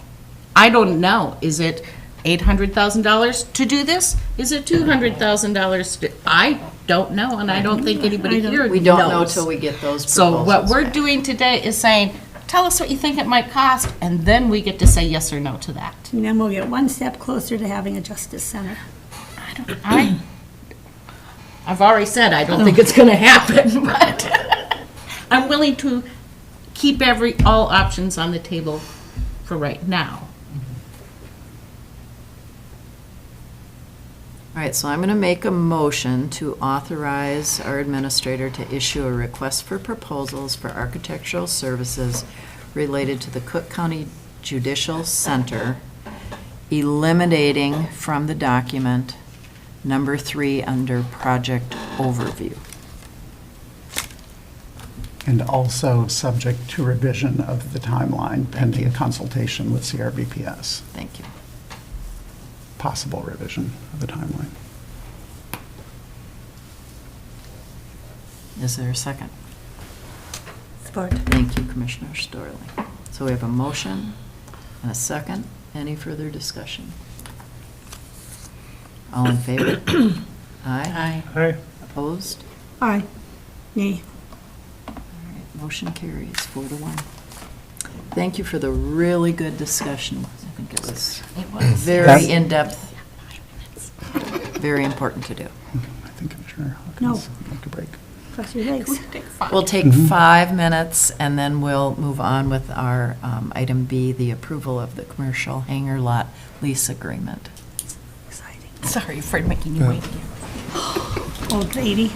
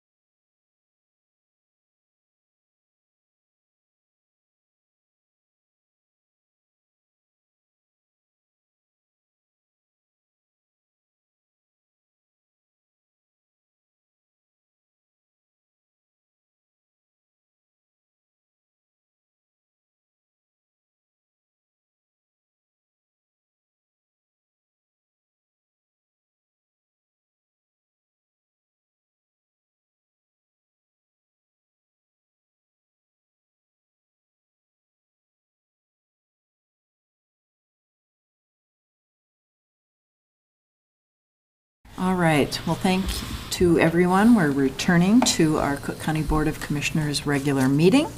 And we are under our administrative section, item 8, and we're looking at the approval of commercial hangar lot lease agreement.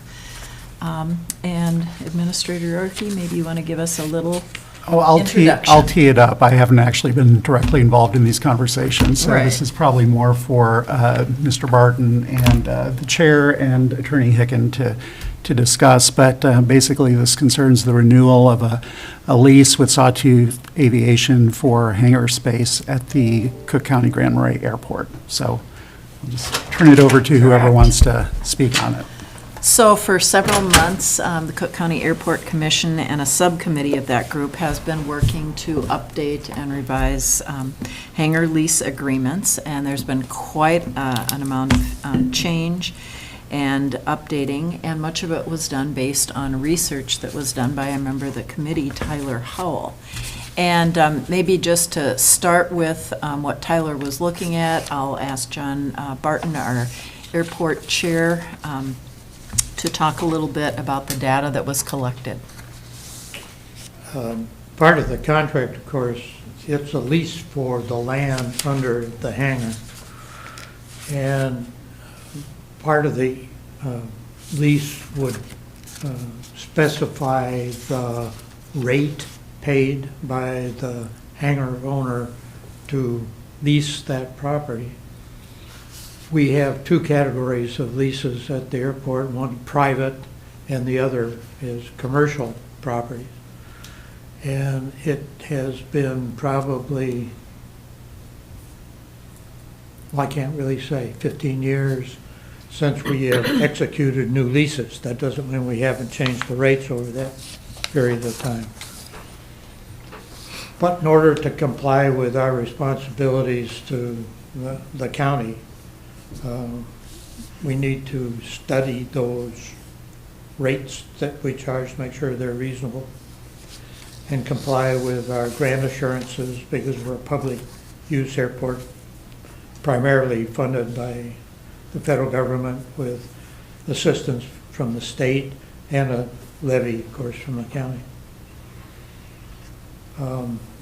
When it comes to the term of the lease, the length of the lease, and the rate, the best way to get an idea of what those rates ought to be is to a survey. We asked Tyler, one of our board members, to contact airports in northern Minnesota largely. I don't think any farther down south than Cloquet, to see what they were charging for categories of properties. He did that for us. The response rate was less than 50%, which isn't unusual for people doing that. As a backup to the data that was presented, I don't know whether you've seen that table that I sent it to Brady and to him.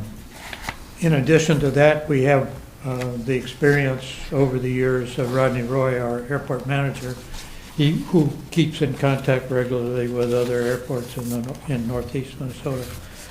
And we rely to a great extent on his judgment when it comes to these matters.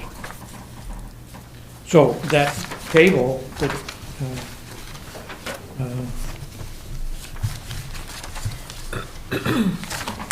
I don't know what you've Yeah, seen just that. passed a copy down. But it has data from Two Harbors, Tower, Brainerd, Duluth, Eveleth, Cloquet, Moose Lake, Cambridge, and Ely. And Cambridge and Ely, there was no response from them. And what we're talking about specifically in this contract is the per square foot land lease fee to be charged per square foot. And you can see there is quite a bit of variance from 20 cents, 10 cents per square foot to 20% per square foot, up to the highest in that listing there, $2,000 a year, and that would be, isn't equatable to square feet because we don't know what they were specifically referring to from Duluth. Larger airports, larger metropolitan areas, bigger population, more demand, more industry, the rates tend to be higher. So this is guidance. I can tell you that we have also considered other sources of documentation for this. And when I heard that there might be a question about this, I went into my paperwork archives and looked at AirTap data. AirTap is a function of the University of Minnesota that works closely with MnDOT Aeronautics, provides them information and consultation on aviation matters. And they have a study, you would think that there would be statewide data for Minnesota. There isn't. But there is a nice study done in Wisconsin. And they have a study that did essentially the same thing that Tyler did here, but with a lot more detail. And they come up with numbers that are very similar. And they do it by category of airport, by geographical location, by classification of hangar owner. And they use private hangars, corporate hangars, and commercial hangars. And the numbers that they came up with depends a lot on the definition of what those things are. We're talking about, for Cook County Airport, our one commercial hangar out of the, I don't know how many hangars we have, 15 private hangars, and we have a bunch of county-owned hangars, one commercial-sized hangar that the FBO operates in. And he rents that from the county. And we have what are called T hangars because airplane's kind of a T-shaped thing. So the hangar is T-shaped and they're called T hangars. That the county owns and rents. The Wisconsin study came up with numbers that are similar, anywhere from 3 cents a square foot per year rental to $2.35 or something like that. Almost maybe $3 a square foot for commercial space. At Cook County, the commercial hangar that we do have, Sawtooth Aviation owns that. They've owned that for 5 years now. And before that, it was owned by another, we wouldn't call him a commercial operator. We would call him a corporate or a large private hangar owner.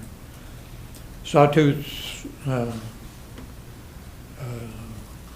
contract was, for the past 5 years since they've owned it, has been just an extension of the existing contract with the previous owner, pending the study of the airport and the county board on coming up with a new lease agreement. The lease agreement itself, the documents were comply with all our FAA grant assurances, following the airport compliance manual document published by the federal government, and by a very large study done by the American Academy of Sciences that studies things like this, and it's referenced, in fact, by AirTap and by the State Aeronautics Division as a guide for establishing contracts. And with the help of the county attorney's office, we've gone through several iterations and finally come up with what we think is a good model going forward. When we get this one done, then we will need to redo all the private hangar contracts. And as a result of our master planning process going forward, it looks like we have the potential of adding some commercial hangars. We have some interested parties, so this is a good place to begin. We want to get it right.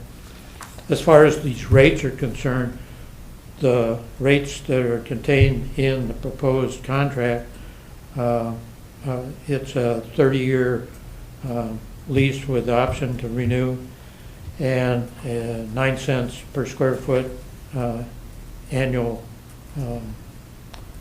lease rate for the land.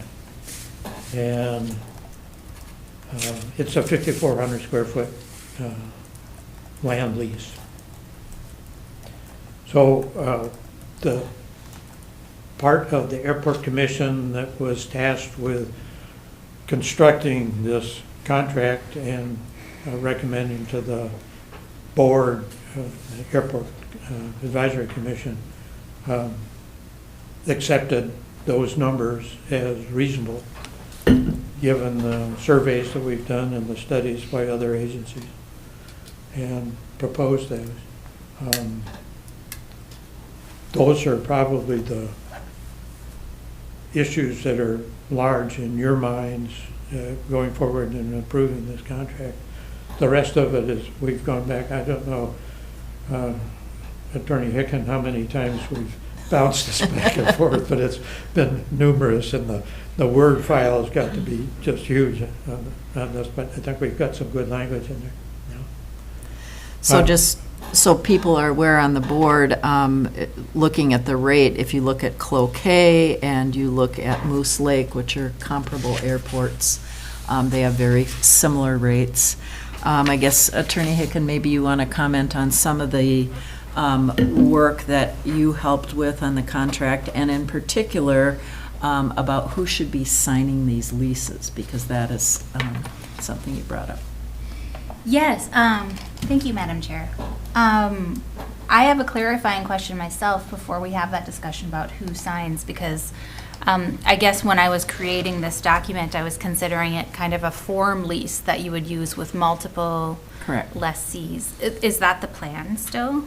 Right, with the exception of the actual lease rates and the terms would vary, and the sections in there about approved uses would be tailored to the individual leasee in accordance with our airport ordinance, which requires the business plans and all those kinds of things to be worked out in advance and be incorporated in the leasing document. Yeah, you'll see there are areas in the lease that are highlighted where you would plug in dates, names of companies, that type of thing. Correct. Thank you. And the other question I would have is how many potential commercial hangars are there to lease, like currently? Currently, we have one. That's what I thought you said. Yes.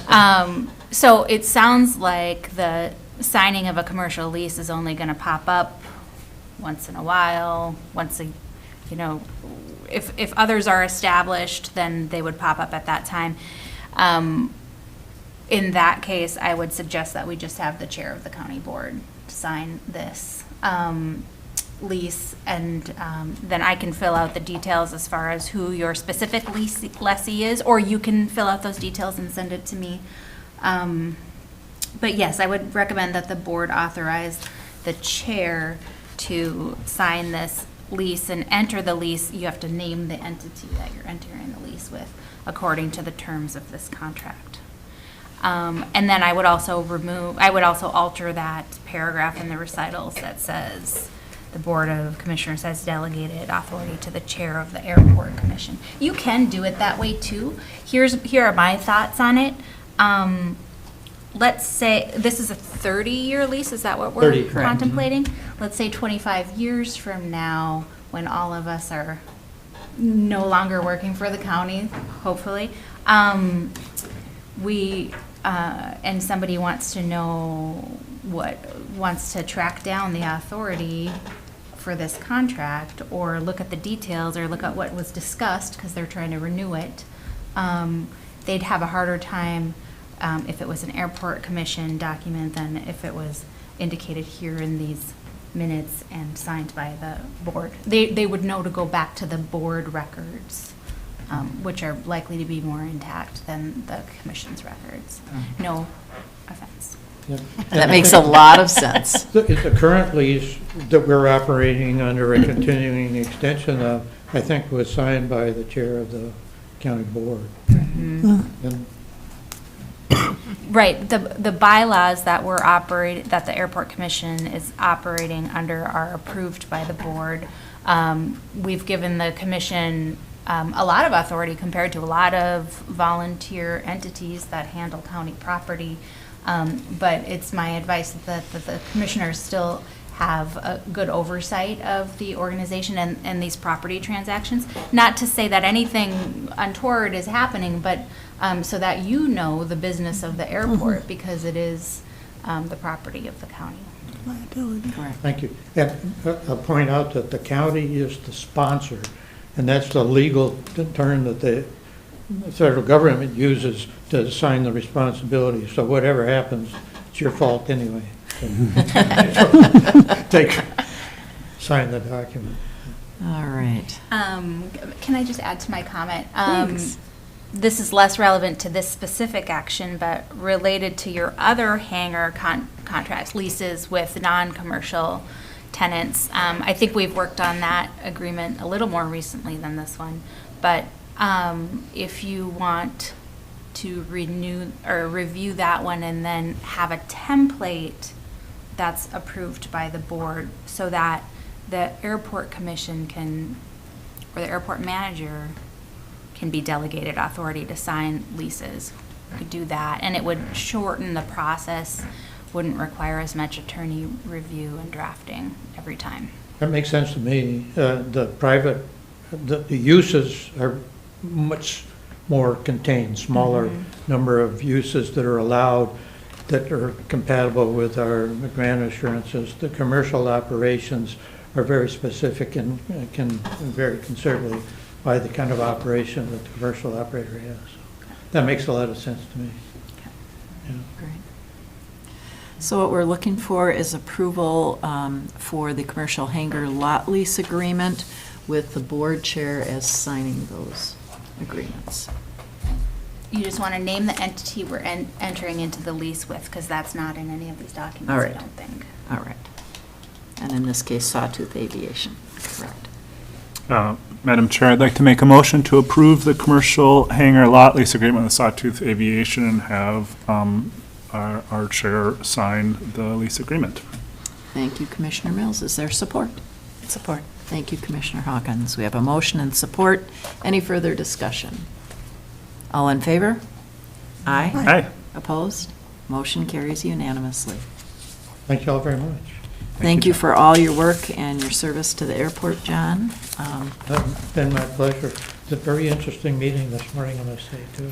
Well, and I sincerely appreciate your years of work with the airport. John is moving on to other things, and December 31st will be his last date serving as our airport chair, so we do appreciate all you've done. Is it true that you're taking up windsurfing? What? Taking up windsurfing? Windsurfing? No, I don't think so. That's our experience in Hoagland with that kind of enterprise.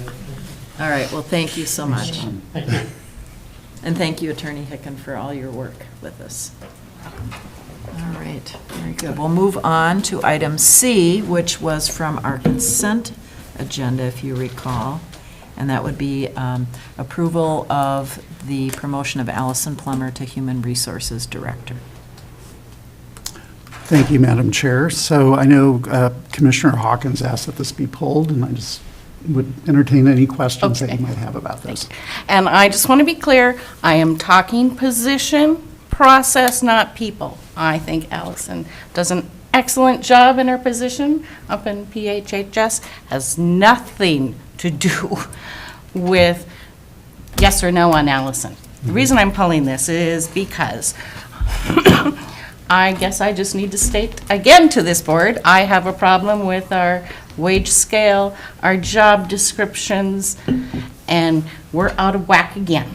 When you look at what we are hiring this new HR director to be, coming from a different job, I want to know, when we're talking at personnel about job families, are we considering the job that in the public health fiscal I forget the exact title, supervisor that Allison was, feeds into the job of HR director. Because I read the HR director job description and the qualifications needed.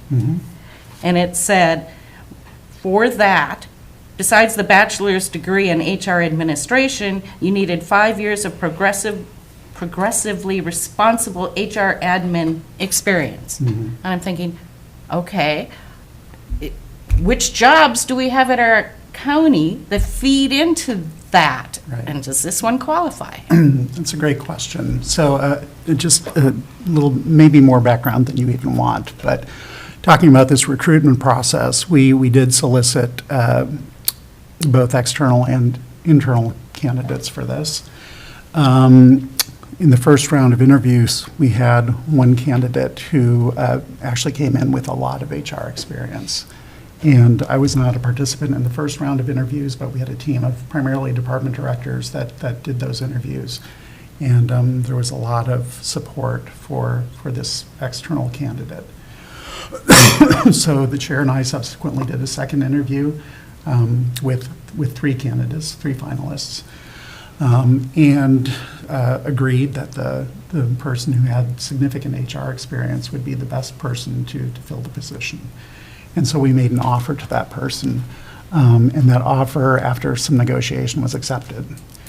And so we got confirmation from her that she was going to take the job, and then subsequently, after informing her current employer that she was moving into this role, that employer made an offer that she could not refuse. Now, you might be tempted to think that this was just a ploy to get a raise from the current employer. That's not my impression, because I called this applicant after she informed us that she would not be taking the position, to learn what about our process could be improved. Were there any factors that led her to ultimately decline our offer? And it was a really helpful conversation, but her bottom line was that she was not seeking another job when she applied for this one. She saw the ad, she thought it was interesting, she was not dissatisfied in her current position, but she thought this looked like an interesting opportunity. So that's why she applied for it. Again, she had significant HR experience. She would have been eminently qualified to do this job. But as I said, she told her employer, and they made her a significant offer in terms of increased compensation, and so that one got away.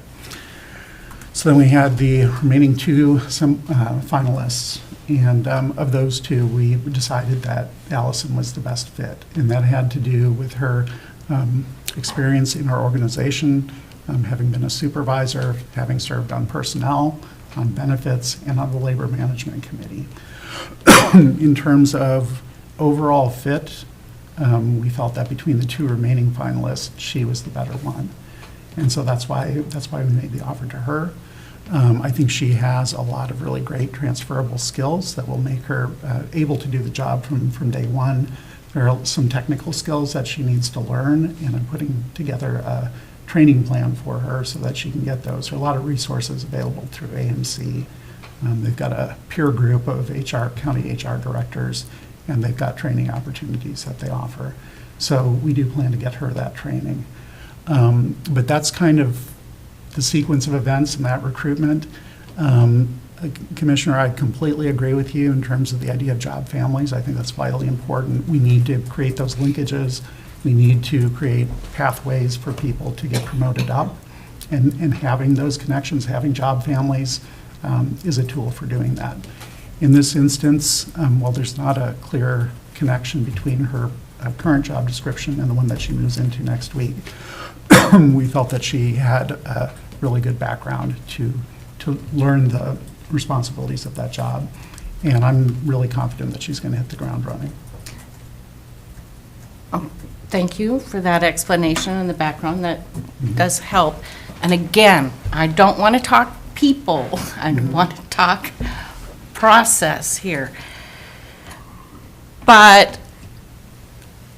And the HR director's job description, where we say these are the minimum requirements, qualifications needed to apply for this job. We obviously had somebody who internally said, I'm going to apply anyway. I'm wondering how many people out there that maybe have similar experience, similar background, didn't apply because said, I don't have an HR admin bachelor's degree, but I have a different degree. This is where I have a problem with the way some of our job descriptions are written and designed and so I just pulled it because I want to state it again. I don't think our processes are in the right spot yet, and I realize we're working on it in the Personnel Committee, and I brought it up at the last meeting at the Personnel again, that I don't think we're doing it the right way, and I just need to say it out loud in front of everybody, I guess. So, thank you. So, since she didn't come with the requirements that were stated, then do you ever consider putting it out to the world another time to see who applies? Do another round of, we are seeking applicants? And I'm not talking about this particular situation, but if you have a job posted? We have done that in the Okay, past. so that's my question. And Commissioner, I get your point. I mean, we typically do adhere to job requirements. As you're well aware, we've had a lot of staffing challenges. And so we have, for the sake of practicality, we've had to diverge from, what those job descriptions say explicitly. I'm not suggesting that's a great thing to do, but I also think that given where we are, and we have somebody who I know has really good transferable skills, and this position is vital to the organization because, as you know, we have lots of vacancies. And so, as a practical matter, I felt that this was the best course of action. I will be curious to know, I hope Allison loves the HR director spot, but that position has had a lot of turnover. And lot of turnover. That is that's another part of this conversation, which is that based on the fact that our last two HR directors have cited burnout as a significant reason for leaving the job, it's pretty clear to me that we need to apply more resources to the HR department. Divvy up responsibilities. I certainly hope you're not going to suggest we hire another HR generalist. We need to figure out between payroll and HR, benefits, we need to work together. That would be another way to do it.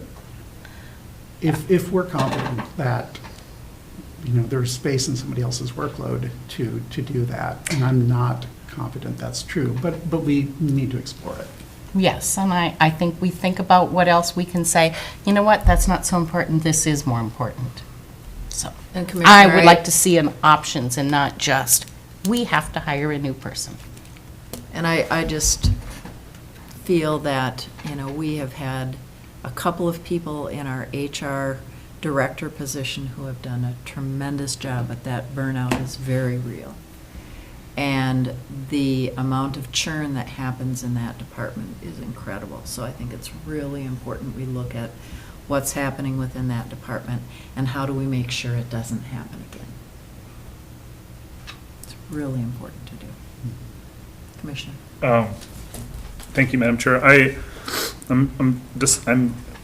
Life circumstances dictate whatever, but it's unfortunate that just two of us will be at the annual meeting for AMC because there's a lot of workshops at that meeting really speaking to some of these issues and how we can more strategically address them, because just we know our demographics have changed. The workforce has changed, the economy has changed, everything is changing a lot faster than some of our processes can keep up with, and it makes things really difficult. And the better prepared we are to address these, the better we're going to address them, and hopefully proactively versus just kind of continually trying to catch up with what's happening out there. So I'll do my darndest to bring back reports on what I learned from those sessions, because I see them as a real integral part of our organization, and that's what we're charged to do, is figure that out. So, then, Madam Chair, I'd like to make a motion to approve the promotion of Allison Plummer to Human Resources Director with a pay grade of $220 and a base rate of $45.95. Thank you, Commissioner Mills. Is there support? Support. Thank you, Commissioner Storley. We have a motion and support. Any further discussion? Commissioner Mills? I just wanted to congratulate Allison. I've worked with her on the Personnel Committee and the Benefits and Wellness Committee, and she is so good at those areas and also so good at her current job that I really think this is going to be a really good fit for her. And I just hope that we can support her and however, if it's delegating stuff or whatever, we do not want any more burnout. But she'll be a rock star here. So we have a motion and support. Any other discussion? All in favor? Aye. Opposed? Motion carries unanimously. On to administrator updates. All right, just a few more things this morning. As you all know, we've had issues with mold in the county courthouse. I've been working with Brian Silence and his team to address those issues, and I wanted to give you an update this morning on where we are. So we have been working with ServPro out of Duluth to diagnose the problems, to do testing, to find out where the mold is, and to figure out where we need to do remediation. The first area that we tested was in land services. There's an office there where there was actually a water valve inside one of the walls in that office that started to leak. And it was undetected. Obviously, it was inside the wall, so it was not noticed for a long time. So we don't know how long that leak existed, but it was long enough that mold would start to grow there. When we discovered that, we basically closed the office. We had the person who was working there start working remotely, and had ServPro come in to do testing to determine what the mold levels were. That testing revealed that there were, in fact, unhealthy levels of mold in the office. And so we started planning to do remediation, which basically will require tearing out all the carpet, the drywall, up to a certain height. And this is one of those things, again, it's a leaky valve inside a wall. It's not something that's easy to detect. It's unfortunate that it happened. And anyway, we need to address it. So the valve has been replaced. It's no longer leaking, but we still need to do the remediation. And we were expecting ServPro to do that work for us. However, over a period of weeks, Brian has been calling them. He has not gotten responses from them. We did hear from them at the end of last week, and they said they're super busy, and they said they would get up here as soon as possible. And to me, that says they're not going to get up here. So this is a problem that has been going on for a number of weeks. We need to fix it. And so what we're planning to do at this point is to use our maintenance staff and possibly a local contractor to do that remediation work, tearing out the carpet, tearing out the drywall that is affected, and then replacing it. I was talking this morning with Jim Wallner. He was saying, we can do this, but we need to make sure we have the right protective equipment, which is, the risk of stating the obvious. Yes, they need the right protective equipment because we don't want them getting sick as a result of inhaling mold spores. So at this point, we are planning to do that remediation ourselves, again, with assistance possibly from somebody who does drywall contracting. And we don't have a timeline for that yet, but Brian is working, trying to get in touch with the local drywall. We're hoping that it's going to be on the order of like a couple of weeks because it needs to be fixed. Another area where we had water intrusion is in the MIS department. That's our IT department. They had water intrusion at the end of September when we had that heavy rain event where they got like 6 inches of rain in Duluth. That same weekend, we had a lot of rain here, not quite 6 inches, but still a lot. And there's water penetration around the pedestrian bridge that leads into Public Health and Human Services. And so after that occurred, we did have ServPro come back to do testing there. The report indicates that there's not an abnormal level of mold spores there. So we were able to remediate that.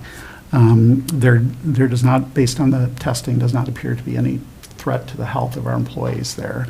The fix there is that Brian and his team did some caulking around the pedestrian bridge. There were some cracks that had opened up. And this is something that they've had to, according to Brian, they've had to address over time because, as you know, caulk doesn't last forever. When it dries out, after some time, cracks appear, and you have to get back at it. So they have recaulked it. Brian said he's confident that that problem has been addressed for the foreseeable future. But I think there is a long-term question about the pedestrian bridge because it is an ongoing maintenance challenge, not only in regard to the water intrusion that occurs around where the bridge meets the wall, but also just the challenge of keeping it cleared in the wintertime. It's a bridge, and so it freezes well before sidewalks do because there's nothing under it. And the other thing is, because we have used salt to treat it, it's corrosive, and so it has caused damage to the concrete, also to the metal. There's a lot of rust there. When that bridge was first constructed, it was used as a public entrance for Public Health and Human Services. After we had the shooting here in the courthouse in 2011, it stopped being used for public access. One of the recommendations, one of the security recommendations after the shooting was that we should not have public traffic going into the building at that location. So it has been used as a staff entrance. It's also available for egress in the event of an emergency. But I think there's a real question to explore about what is the value of that bridge versus the trouble it causes in terms of maintenance. And that's something that we're going to have to explore with our construction manager, get some feedback on that. But in getting back to the mold issue, we did do the caulking. It appears that MIS is okay from an ambient mold level perspective. So the other place where we've had water intrusion is in the basement, and this is another kind of long-standing problem that relates not to the integrity of the roof, but to the drain pipes that go off the roof. These are not like external gutters where we have exterior downspouts that channel the water onto the lawn. We actually have internal to the building a pipe that basically goes down and feeds into, I think, the stormwater runoff. Those pipes, this is like original to the building, and what they did was they used clay tile pipes just stacked on top of each other by gravity to funnel water off the rooftop. And back in the day, apparently that was sufficient, but in recent heavy rain events, we have had repeatedly water seeping out of the joints of those pipes and getting into the basement, both in the break room and in the court admin storage room next to the break room. And so this is something that needs to be remediated. We have very high mold levels in both of those spaces. And so that needs to be fixed, but the fix is not an easy one because the pipe is internal. And so we have a company coming tomorrow, Jamar Roofing is coming to look at the roof and provide some advice about how we could possibly channel the rainwater from the roof over the side of the building rather than down that pipe to provide a permanent solution so that we don't have water getting into the basement. That's something that we hope to have more insight on tomorrow. Another consideration is it's a historic building, and I don't know what modifications might be needed to, for example, create a pathway, have some kind of channel, a scupper or something off the edge of the roof where we could put a downspout. That's something that we're going to need to talk with the contractor about and see what the options are. and then make sure that any solution we put in place would be pre-approved by and compliant with the State Historic Preservation Office. So there's a lot to explore there, but it's a priority to get that fixed because we can't have mold in this building. And again, it's been a long-standing problem. I mean, it predates my arrival here. It doesn't happen all the time, but when it does, when we get a really heavy rain, it creates a mess. So, Commissioner Mills. Thank you, Madam Chair. Thank you, Administrator Yorkie. And I know we've talked about this before, so forgive me, but have we done like a scope, have we scanned the inside of the pipe? Is there a blockage down in the nethers? that's a really good question. I think that's part of what we need to diagnose is Yeah. get a camera in there Yeah. and just see like what's going on. I was just thinking if there's a bunch of roots at the bottom, then that's gonna block things and make it not work. My other thought was, We've if we had- can rotor-rooter that out, but my other thought is, for sewage lines, up, in older neighborhoods, older homes, they'll get a crack or damage. There is a product where it's basically like a balloon that you inflate for the whole length of it, that then coats it all, so it has like a membrane, so that would seal it from the inside. Not saying that's cheap, but it might be more feasible than tearing into walls or getting historic whatever, exemptions and all that kind of stuff. That's a great suggestion. I've asked Brian about that possibility. He thinks it would not be feasible. Well, for two things. First of all, your suggestion that could be roots or maybe even like a critter that crawled into the pipe and died. It's possible. And we need to get a look at inside that pipe for sure. In terms of if it's not that, and if it's just the pipe is insufficient, I asked Brian about the possibility of putting some kind of insert in there, similar to what you're suggesting. He thinks that the capacity of the pipe is simply insufficient to make that a reasonable strategy. Doesn't solve the problem, probably, yeah. It might not. So, I think the safe bet is probably finding a way to channel the water off the roof over the side of the building and through an external downspout. Onto the bridge. Onto the bridge, yeah. Gargoyle. I think that SHPO will likely have, some feedback for us. And clearly, I've been thinking about it in terms of capacity of that pipe as we get these more extreme weather conditions and we're getting these more significant rains. This is going to be happening more and more. And so getting a fix now in place so we're prepared for our changes in climate is really important, so. So that's my update on the mold situation. And then one other key thing is that the Strategic Planning Steering Committee, of which Commissioner Hawkins and White both have participated in those discussions, they have reached a point where we've defined objectives, a draft list of objectives and action steps under each objective. That we're now going to put together and present to all staff in a series of open house sessions to get staff feedback on, does this look right? Does it make sense? Is there anything missing from it? And that's important because, again, this is not a plan that's going to be implemented by one or a handful of people. It has to be understood, and there needs to be participation across the organization to actually implement it. And so getting that feedback and getting that buy-in is very important. So that's where we are right now. We're planning to schedule those here probably in the next couple of weeks or so, and get that feedback and then use it to refine the objectives and the action steps before we kind of start working on a final draft of the plan. So that's where we are with that. I think that's pretty much it for now. All right, well, thank you very much. So we'll move on to commissioner reports. Commissioner Storley. Yes.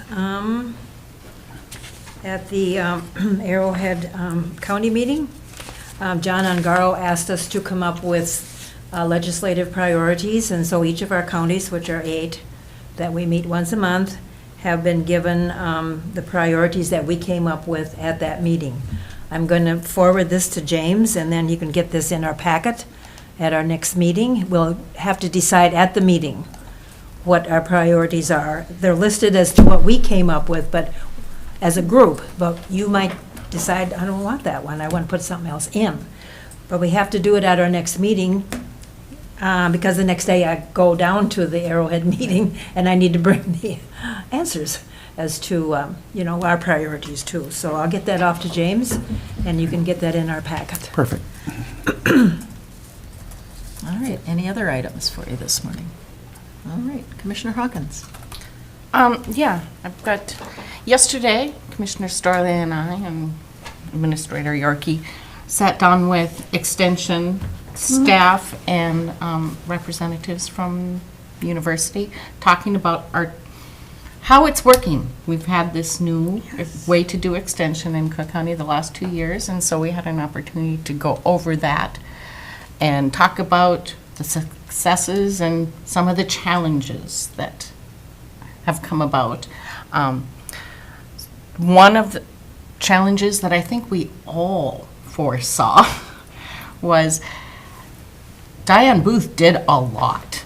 There was a lot going on at the community center, and we didn't all even really know it, what she did. And then when we had to replace her, and yay, Sarah's wonderful. We're very grateful for her skills.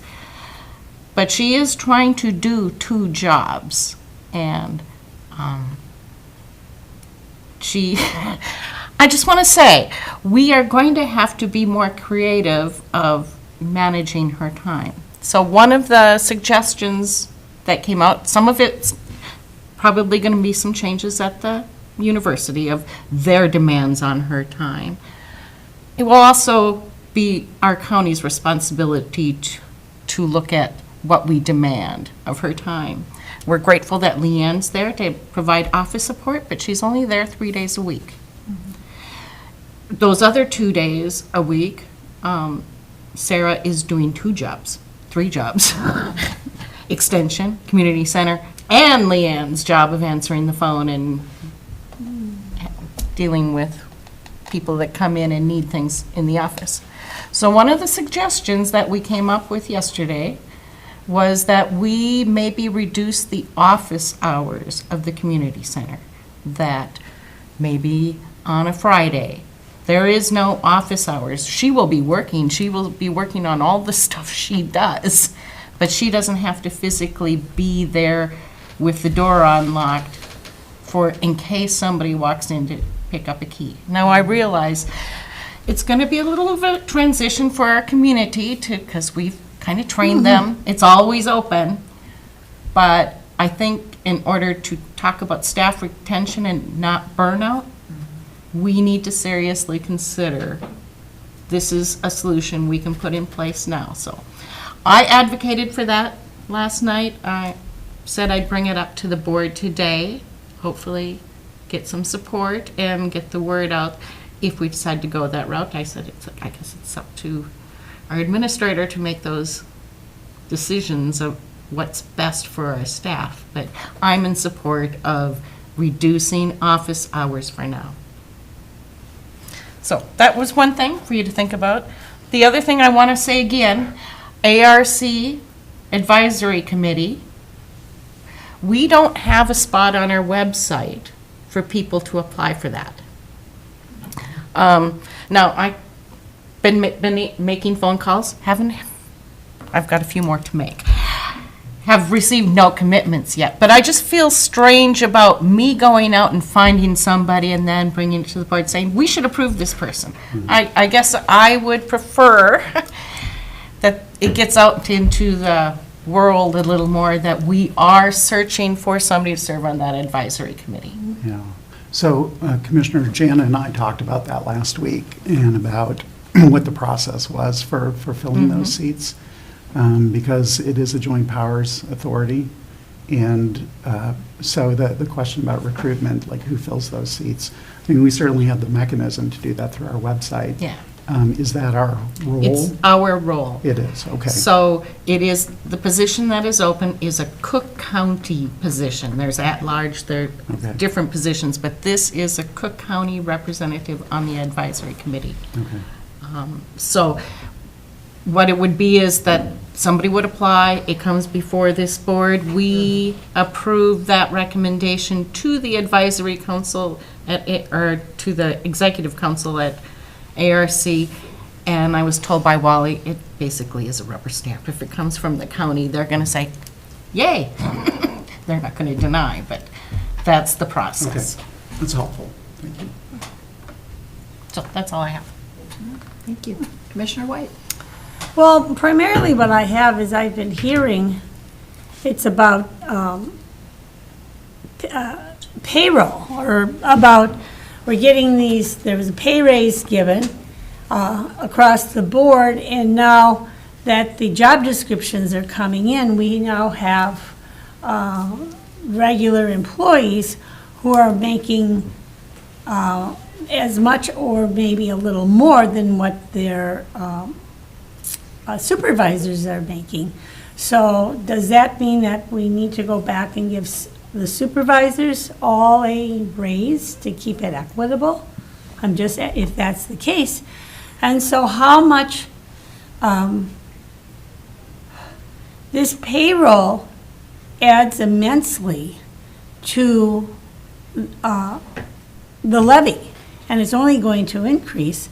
And perhaps we should consider having a hiring freeze until we get things figured out with everything, and just have a hiring freeze, because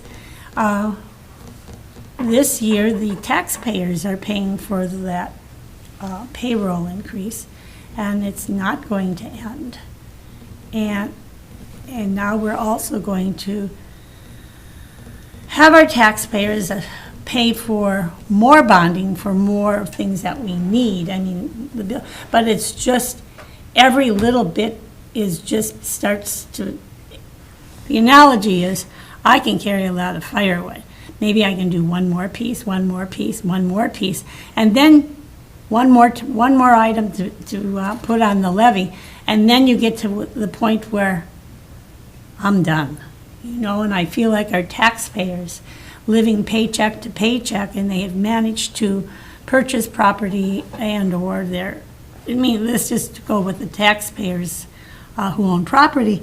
There comes a point when they just can't do it anymore, and those are the people I'm really concerned about. So do we really need all the people that we have? And are they doing what they're supposed to be doing? And I'm sure everyone will say, oh yeah, of course they are. Can we be more efficient in all the people we have? I don't know. You know, we have burnout with the HRA, but we have all these people that keep leaving Public Health and Human Services in spite of getting a pay raise. So they're all leaving, so it makes it harder for HRA, who has to deal, I understand now. What? HR. Oh, sorry. Sorry, Jason. No, I didn't want Jason involved in this one. HR. So it all fits together, but I think perhaps we should have some sort of a discussion on, we'll have a hiring freeze until we figure it out, how all the numbers are really going to pan out.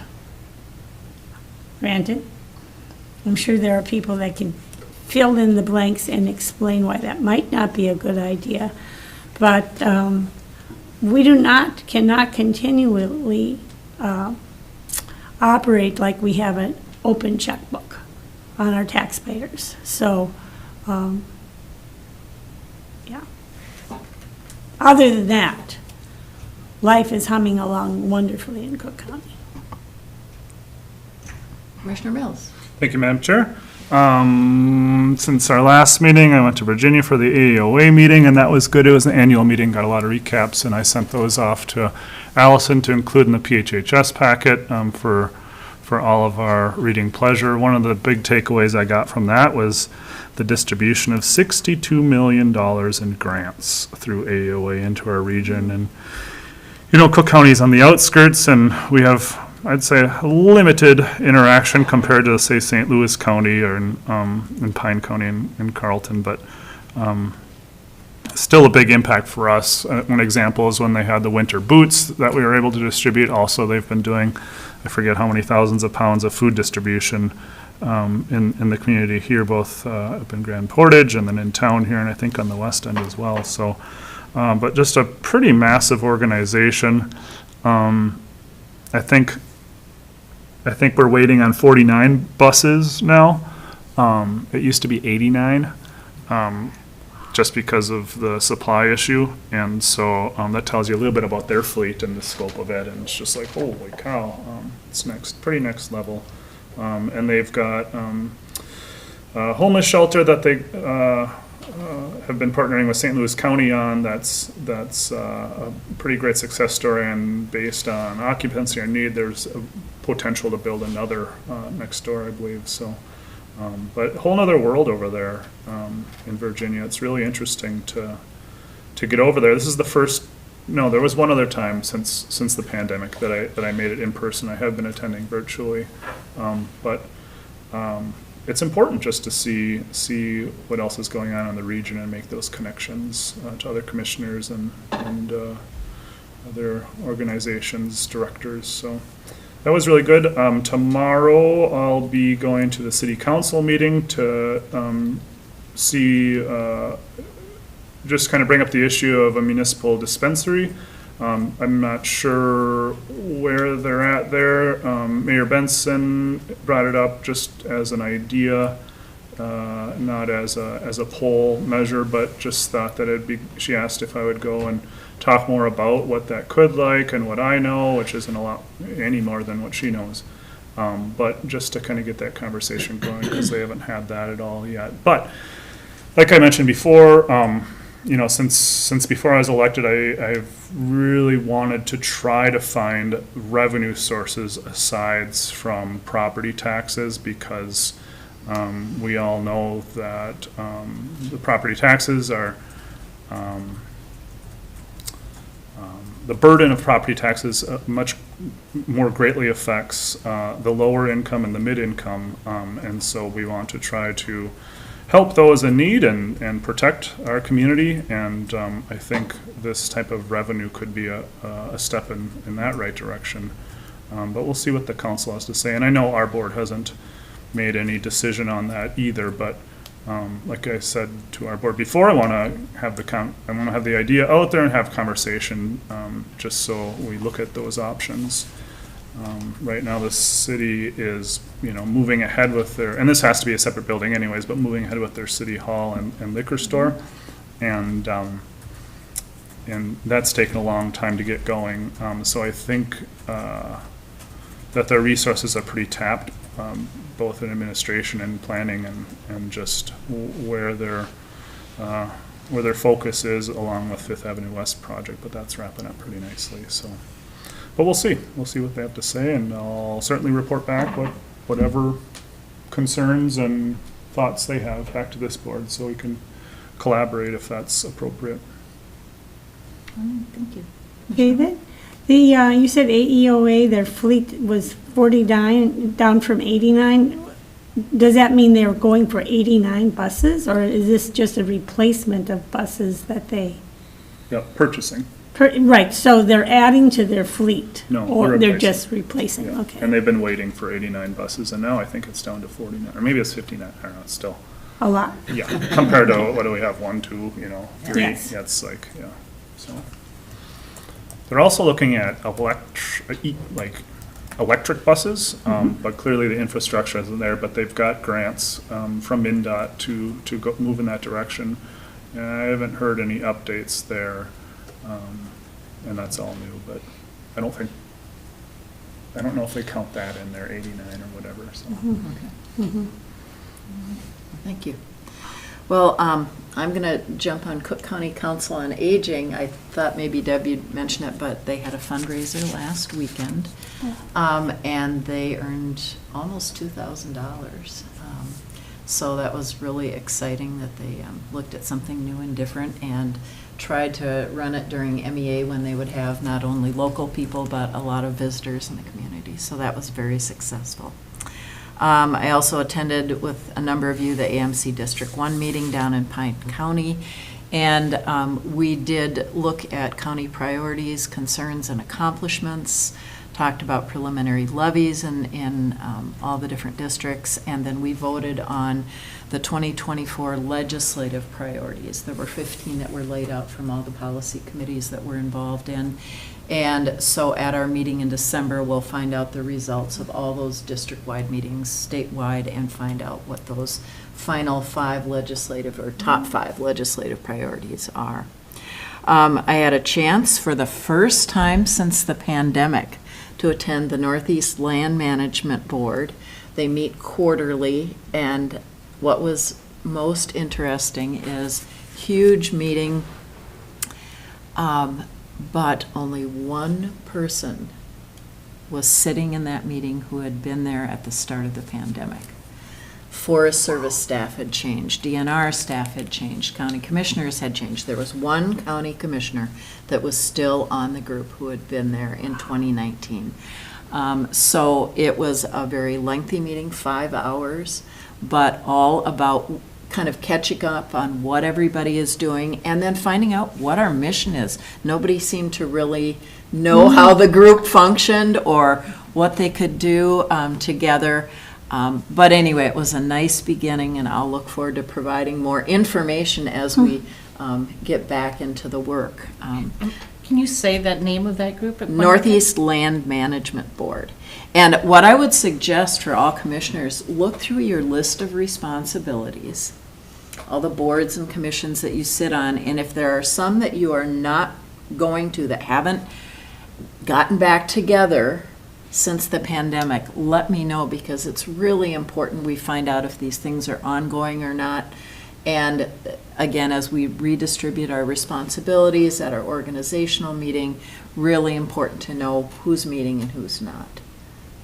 So anyway, Commissioner. One more question about Yeah. that board. Who called the meeting then? It was called by Tom Hall, who, from the U.S. Forest Service. Forest Service, Yeah, okay. yeah, absolutely.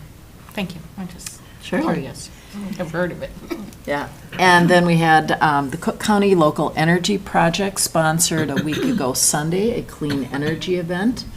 In the past, we've gone out to solar sites and to look at air source heat pumps and different things out in Cook County. We made the decision this year to focus everything in on the city of Grand Marais. So we started at the public library. Orion DeFranco from Tino Smith's office gave an overview of the Inflation Reduction Act.